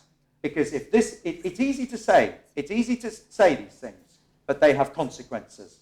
And the points that are issues of competitiveness and that are in the Treasury paper about the competition's going to love this if Deputy Mezek's amendment's going to pass. They're going to love it. Well, I'm afraid I want Jersey to win. I want to go and get those Brexit opportunities for Jersey jobs. I want to win against our competition. I want our economy to be stable. I want our tax system to be stable. I want our taxes to be low for as many people and as plentiful as people. And I note with interest that the movers of this proposition have never come back really and challenged this Council of Ministers on the fact that the wealthier pay more. Because 20 means that they pay more. We take more out of more wealthy people than ever before. And we've done so. The way you deliver an economy is plucking the golden goose carefully. You don't frighten it. You pluck it carefully. You feed it well. You look after it. You don't send frightening messages of instability and that don't feed it and it flies away. This amendment is about making that golden goose that's been the reason for our success have a shock. And it'll fly away if we carry on making this kind of proposal, which Deputy Mezek is. I know I speak a bit too long sometimes, sir, but the point is, this really is important. This is a message of stability and certainty. If members don't want to have Part C, then vote against Part C. Please don't make it worse, and please don't send those of us that are charged with going out and winning business for Jersey and going and putting our hands behind our back to means that we will lose our competitiveness, and the opposition, which is the other competitive jurisdictions that will be licking their chops at the prospect of those juicy jobs that will no longer be coming to Jersey because effectively we are sending a message of instability and basically measures of not encouraging the wealth creators coming to Jersey. I say no to Deputy Mezek. His policies have no track record. I say yes to economic growth, more jobs and stability. And then we'll win, and then we'll all be very happy. Thank you, sir. Thompson Mary. Thank you, sir.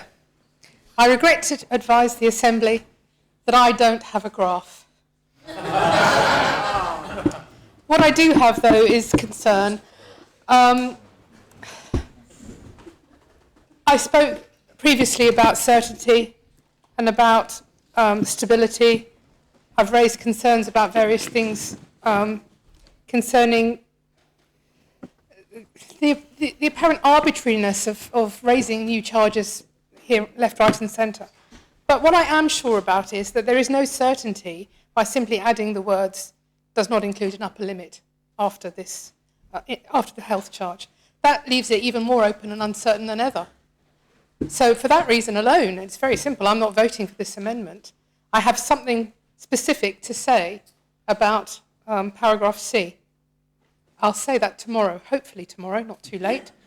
But for me, this is quite clear. My concerns are with the proposal as detailed in the MTFP.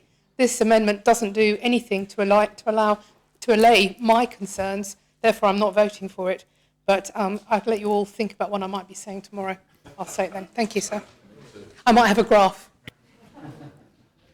We're almost at 5:30. The Assembly hasn't indicated whether it wishes to go beyond the normal 5:30. I have notification that at least one other member wishes to speak. It could be that there are others. So, can I propose the adjournment? I think we've had enough tonight. I would like to propose that We seem to be mid-debate, sir. I just wonder, we seem to be in the flow. I wonder if it would be worthwhile us concluding this debate. But, Sir, I just put forward the proposition that we adjourn. It's the, there is a proposal that we adjourn. Is that seconded? Very well. All those in favour of adjourning until tomorrow morning, kindly show. So can we have the appel, please, sir? Appel is called for. Invite members to return to their seats. So can we get an indication we're just going to finish this debate, or which we don't know how many people need to speak in? Well, perhaps it might be of assistance if members simply gave an informal indication as to whether they still wish to speak, who haven't already spoken. Well, I still only have one other person who's indicating a desire to speak until we go close. Very well. The appel has been called for, and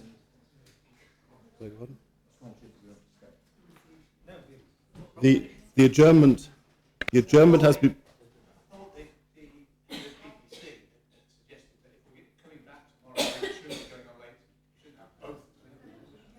Well, the position is the adjournment has been proposed, it's been seconded.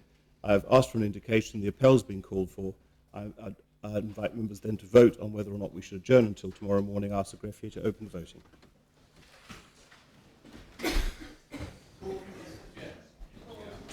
Four is to adjourn until tomorrow morning.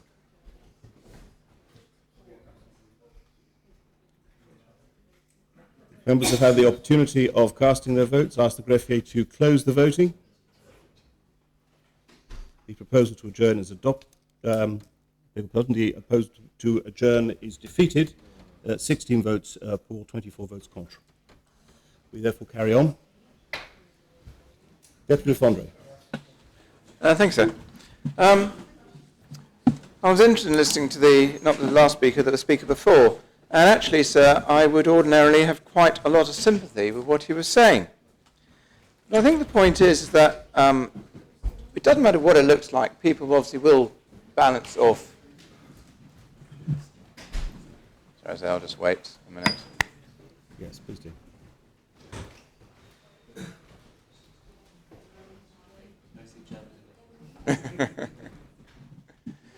People will obviously balance off, if they're coming to a jurisdiction to work, they will look at the total costs. True. However, when the long-term care charge came through, I can very clearly remember, and yes, I would have been in politics, sir, but I do remember attending the accountancy conference of that particular year, and I can remember some very senior speakers in the tax world saying this is an increase in my income tax rate, period. And actually, sir, and I could kind of live, the long-term care charge, I could kind of live with that. But then we look at, I don't know if people picked up on it, sir, but we actually did a piece of work in the scrutiny panel report, and that does refer, sorry, sir. to what is happening in terms of both the long-term care contribution, the 1%, and the 1% health charge.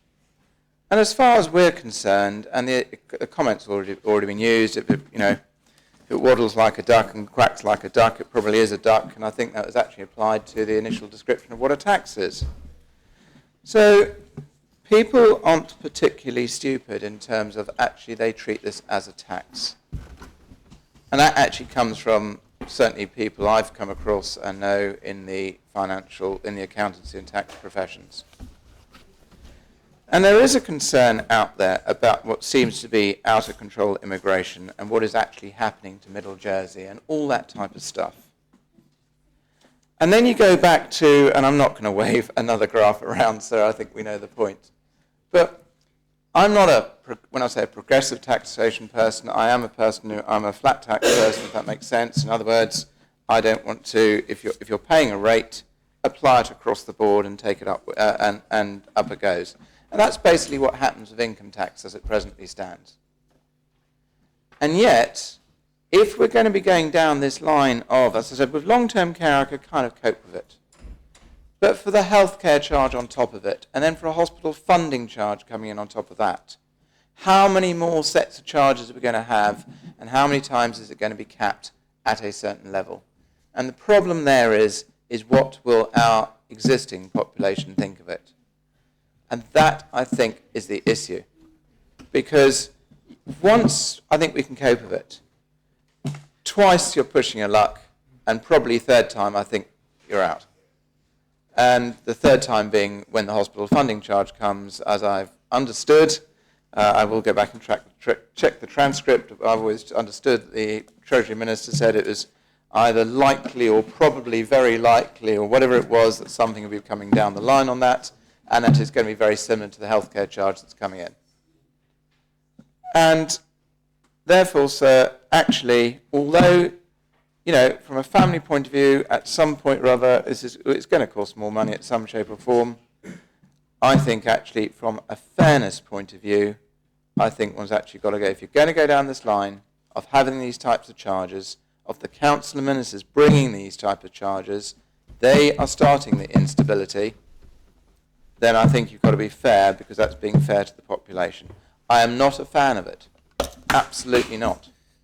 But I think on the basis I will be supporting the amendment. I don't think it's going to get there, sir, but I think we've been told there's all sorts of reviews going to be happening. There's all sorts of reasons what they're going to be doing. And actually, sir, I think, unfortunately, we've got to be honest and say there is a fundamental change happening in our tax system, and on that basis, I will be supporting the amendment. Does any other member wish to speak on the amendment? Chief Minister. Thank you, sir. I won't be long, because I recognise the lateness of the day. I just want to perhaps reflect on the difference of approach between the two previous speakers. One being that actually I think the last speaker really was a speech against the health charge. And I, with respect to that speaker, because I think he was doing it with a heavy heart, I think that perhaps then he should vote against that part of the overall MTFP rather than the amendment. So I understand that this amendment is difficult for some members. And I think what I'm hearing from members is that actually they would like ministers to do more work on whether the cap, which isn't actually in the proposition itself, but it is in the notes of the MTFP, about whether the cap should be reviewed. And that I understand, sir. And further work can be done on that before the details are brought forward. But so I would just remind members of something that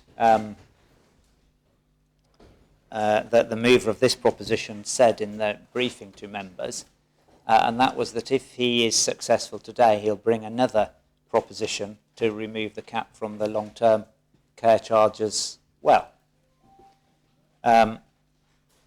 So I just ask members to bear that in mind as well.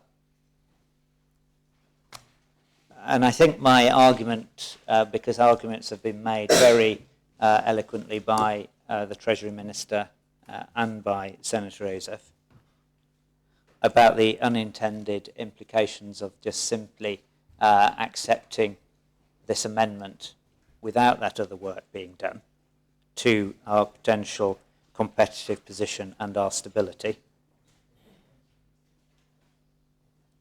And I think that the further work would be the correct way to go on the details, rather than just amending the proposition in this way. And I know that's difficult, sir, because the mover in his summing up will say all sorts of things about those people who might take that cautious, careful, considered approach. But so I ask members to think about which approach is best, because I think an approach which carefully considers and has the facts and looks at all the details, as much as we might be criticised in that closing speech as being heartless, as being uncaring, actually it is the right way to go. And then when we get to the detail, members can then rightly make the decision and not on the amendment today, sir.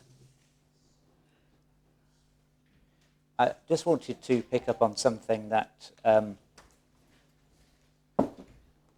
Deputy... So we appear to be having at least three interjections from a machine now. Could whoever is machine is making that noise...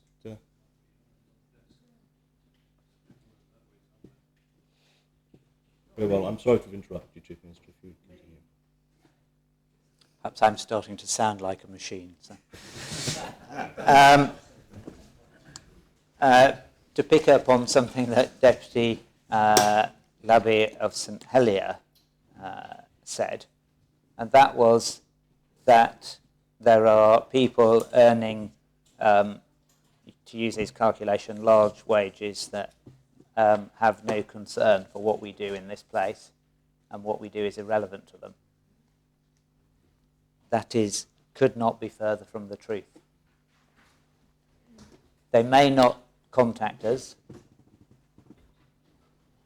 in the way that some members of our community do, but actually the decisions that we make here to carry on the course as Senator Ossoff outlined does affect them and is critical to ensuring those good quality jobs and a strong economy for the future. So we should be mindful of all of the members of our community when we make these decisions, sir. So I ask members not to support the amendment. If they're against the health charge, vote against it. If they'd like to understand and us to do more work on a cap and the charge, then ask us to do that, sir. But don't just simply vote for the amendment before us today. Thank you. Honourable Harbison Lawrence. Thank you, sir. I often hear the term used, that is a seductive proposition. And today, sir, Deputy Mezek's amendment to me is a seductive amendment. Because, as we have already heard discussed, I believe in fairness. And it does not seem to me, as an ordinary member of this Assembly, to be equitable. So I'm pleased to follow the Chief Minister, sir, because he has just told us that further work can be done on this before bringing the charge forward. And he just finished his words by saying he would like to be asked to do that. So, sir, I am asking him now to do that. And if he can guarantee, either by a nod or a wink, that or both, that he will do that, then, sir, I will vote against this amendment. That does not mean that I will support the charge in future. Rather, it means that I want more information, because I was disappointed with the comments from the Council of Ministers, because I did not think that there was any real substance to them. And I want to make my eventual decision on a very well-informed basis. And as I say, I don't know what that decision is going to be. I was disappointed to note in the comments, as Deputy Martin mentioned, that it seems to be based on the income tax method. And I think somebody said we're using both, we're borrowing the cap from Social Security, but we're basing everything else on the income tax system. So is it a charge, is it a tax? I don't know, but what I do know is that if and when it's approved, we will all have to pay it.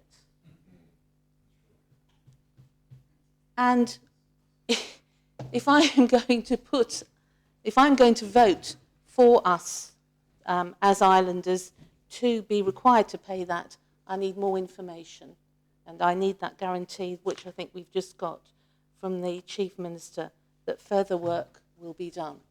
So with that, sir, I don't want to delay us any more this evening. I'm not going to support this, but I'm giving no indication of whether or not I will support the charge in its entirety if it's carried in this MTFP, sir. Thank you. Does any other member wish to speak on the amendment? Call on Deputy Mezek to respond.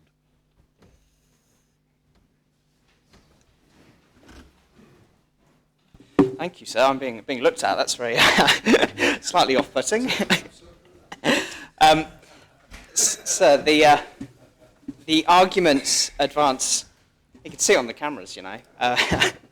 The arguments which have been advanced by the Council of Ministers in this debate are, of course, identical to the arguments being advanced in the comments they lodged, although not quite as concise. It does have to be said. And I did listen with frustration to Senator McLean's speech, because it felt like, as he was delivering it, that he hadn't edited it to take into account some of the counter-arguments that I'd actually made in my initial speech, because I think the arguments they've pursued are not as black and white as they had said.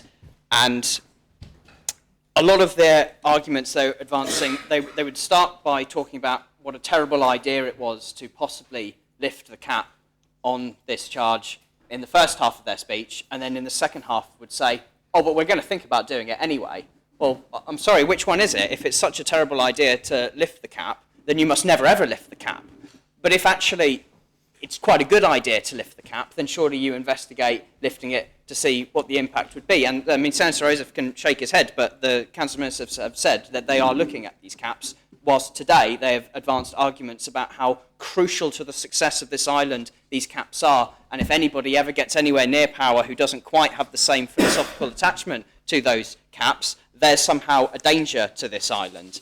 And I think that Senator Joseph said in his speech, which I have to be honest, a lot of the times felt like a very irrelevant tangent, bringing up all sorts of things that were completely irrelevant to this debate, and he made us go through all of these graphs after graphs, and then had the temerity to say that it's our graph that was the irrelevant one. Well, no, the graphs that he was showing were completely irrelevant. This is the graph we're debating today because we're debating whether this line continues like that or whether it goes down. That's a very simple debate to have. And when we're talking about all sorts of issues about how unemployment has gotten better over the past few years and how that's a sign that clearly the Council of Ministers plan must be working, when we're about to debate and vote on the next part of the plan which hasn't been implemented yet, and so we don't know what effect it will have on all the things they've been boasting about are so wonderful, is to me, I think, a very strange, actually, waste of this Assembly's time. And it would be better, I think, when we get to such a long sitting like this, that we actually try to stick to the arguments and get to them as concisely as possible. And I did think that a lot of that was very irrelevant.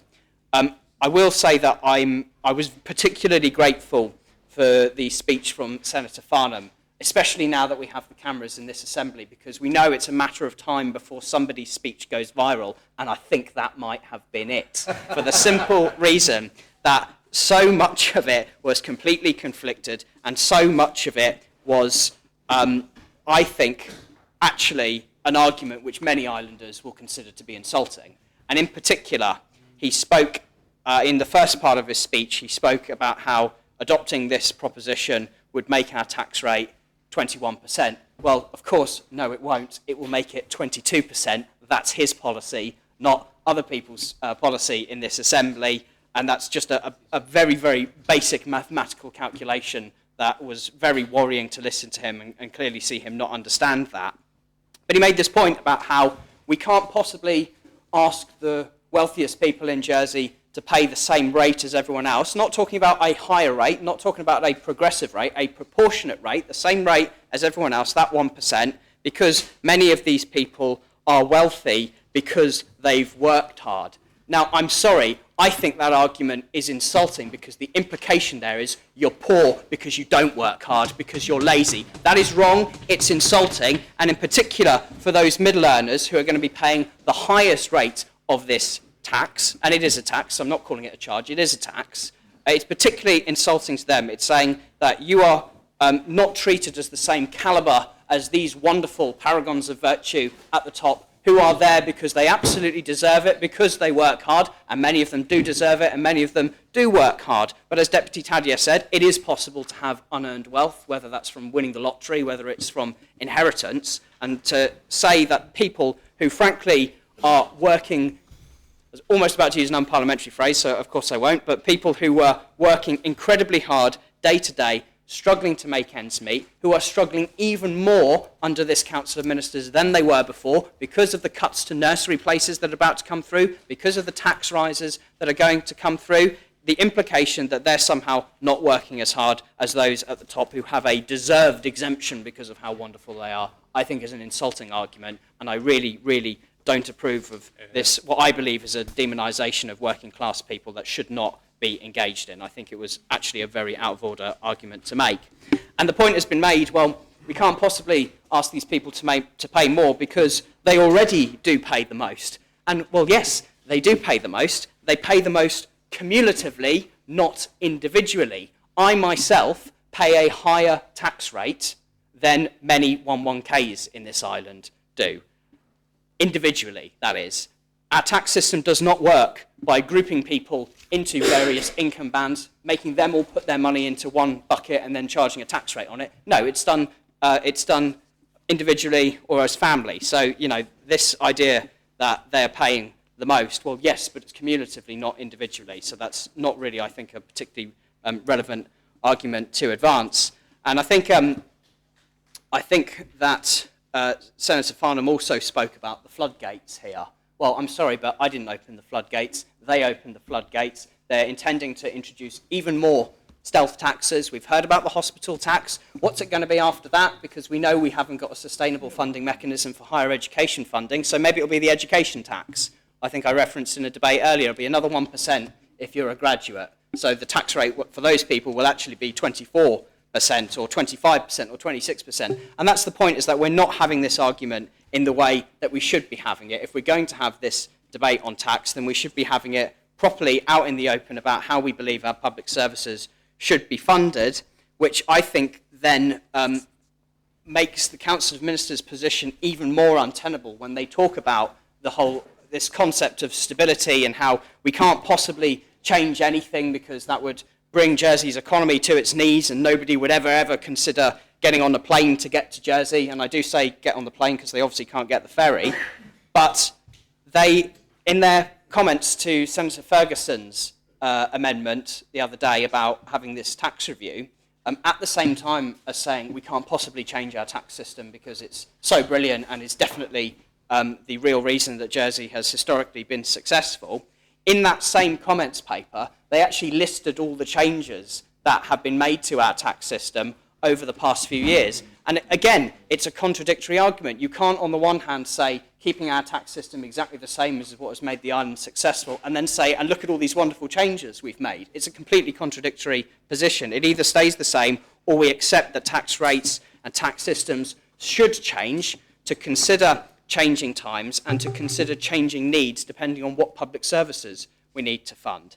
So I then, I think, bring it back to what is the real point here, that this is about fairness.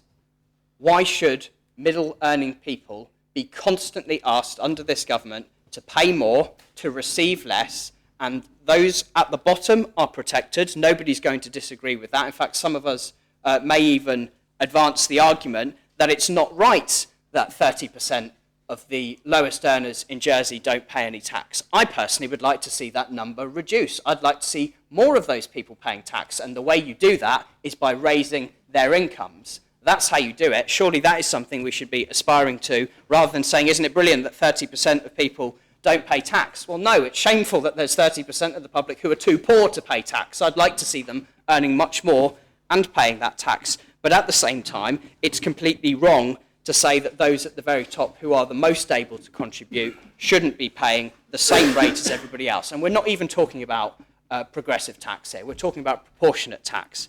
And Senator Rose said in his speech that there's no extreme right and there's no extreme left in Jersey. And of course, I agree with that. And speaking as somebody on the moderate centre-left, people on the extreme left annoy me just as much as people on the extreme right, because they're not capable of dealing with facts. They're not capable of taking a pragmatic approach that will actually improve people's lives. But this proposition is anything but extreme. We're asking for people to pay the same amount. How can that possibly be an extreme position? You could not come up with a more centrist position when it comes to this tax, asking people to pay the same amount. If you wanted an extreme left position, it would be to raise the tax rate up to 30, 40, 50% on these people, which nobody is supporting doing. And I resent much of the comments that were made by Senator Ossoff, who spoke about our track record. Well, I'm sorry, I'm 25 years old. I don't have a track record, actually. I'm quite new to this game, and the mistakes that have been made historically in this island are nothing to do with me. They're to do with the people who've been in control of this island for a very long time, racking up deficits, letting our public services fall behind in the funding that they require, and allowing parts of our civil service to become so bloated that we're asking the poorest people to pay that price instead. None of that is my track record. It is all the track record of the members of the Council of Ministers who've been long-standing and there before. So would the Deputy give way? I won't, sir, simply on the basis that he did have a very, very long say before, very long say, and it is getting towards the end, and I know members would like to get home as soon as possible. And Senator Ossoff called those people who are earning large amounts, I think he used the phrase golden goose, and said that it was our side of politics that wants to destroy this. Well, given that the majority of working people in Jersey work for small and medium enterprises, I say that actually it's those people who are our golden goose, and the people who run those businesses are treated rotten by this government because of the social security contribution system, where they pay a very regressive amounts for the people who are not earning particularly high amounts, who are self-employed, and it's my side of politics that actually wants to support those people more. So let's not make this a point, pointing, oh, you're anti-business, because I'm sorry, that's the politics of the 20th century. We're in the politics of the 21st century, and I think we need to be a bit more sensible about these sorts of things. Some members who spoke in favour, I think, absolutely hit the nail on the head. members are now accepting that no matter what the Council of Ministers say, this is a tax, it's not a charge. It's certainly not a user pays charge because it has no correlation to how much you actually use the service, and it's calculated based on your income. And my favourite thing about it is, it's not a tax, yeah. Which department collects it? The tax department. Oh, wow, there we are. So, no, it's not a tax though, but it's, based on tax calculations and collected by the tax department. But no, it's obviously not a tax. Other members also spoke. I think Deputy Labby, probably gave the speech of the debate when he spoke about how we're constantly hurting middle earners in this island. And that is the real point I want members to consider when they come to press their button to decide how they're voting. It is what symbol, what message do you want to send out to the people of this island, majority of whom are finding it more difficult to get by, facing more user pays charges, seeing their taxes go up. Do we want us all to be in this together, or do we want the chosen special few to get exemptions? And at the same time, the Council of Ministers says, oh, don't worry, we're going to look at it at some point in the future. It's the same as a previous debate we've had. Don't take the Council of Ministers' word for it unless there is a vote behind it to force them to do it. That is the way we get action from them. And if you want to see fairness in this system, you have to vote in favour of it. Don't just take their word for it. And the final argument that was made, which is that if you have a problem with the health tax, then of course you can vote against paragraph C in the MTFP. And make no mistake about it, I will of course be voting against paragraph C in the MTFP, irrespective of when this amendment is brought forward, because I think it's the wrong thing to do to introduce these stealth taxes. But my position in lodging this amendment, why on earth would I be lodging an amendment if I don't think that I'm improving something rather than making it worse? I lodged it because I thought, even if members are going to disagree with those of us who don't want a health tax and say, no, we are prepared to go down that road and have a health tax, surely we should include the views of those who are very uncomfortable with it and say, well, let's try and make that health tax as tolerable as possible to the majority, even if there are a large section of the public or members of this Assembly who have serious reservations about it. This is a proposition to improve it, and so as a fallback position, if you are uncomfortable with the health tax, at least you can say, well, at least it's fairer than it was originally going to be. I'm still uncomfortable with it, but it's better than was originally proposed by the Council of Ministers. So if you want to vote against the health tax, by all means, vote against paragraph C in the MTFP debate. I'll be doing that as well, as I'm sure many other states members will be, but voting in favour of this amendment says, oh, bit of music. I accept your apology, but of course, there will be fun.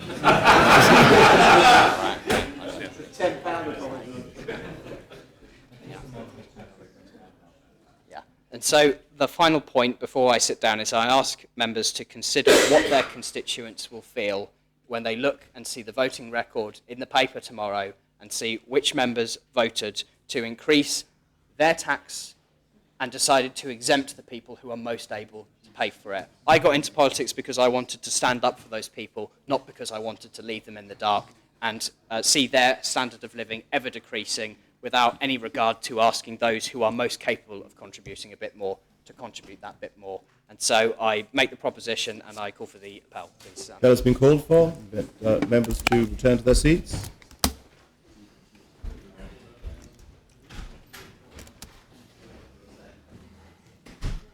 I ask the greffier to open the voting.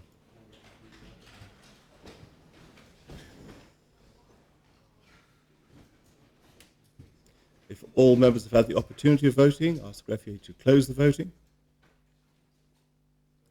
The amendment has been rejected. 18 votes pour, 27 votes contre, 1 abstention. Number 37. Those voting for: Senator Ferguson, the Connétable of St Saviour and St John, Deputies Martin, Southern, Greville, Hilton, Le Fondre, Tadier, Higgins, Masson, Mesick, St Juan, Labby, Bree, MacDonald, St Mary and McClinton. Oops, sorry. Those Deputy of St John abstained. Did you want the others as well? Those voting contre: Senators Routier, Ozef, McLean, Forst, Farnham, Balash, Green, Conotabs of St Helier, St Clement, St Peter, St Lawrence, St Mary, St Wan, St Bralard and St Martin. Deputies of Trinity, Kevin Lewis, Knoll, Pinnell, St Martin, Bryan, St Peter, Rondell, Andrew Lewis, Wickenden, Norton and Truscott. Very well. Is the adjournment proposed? Yes, sir. May I propose the adjournment? Well, the state stands adjourned until 9:30 tomorrow morning.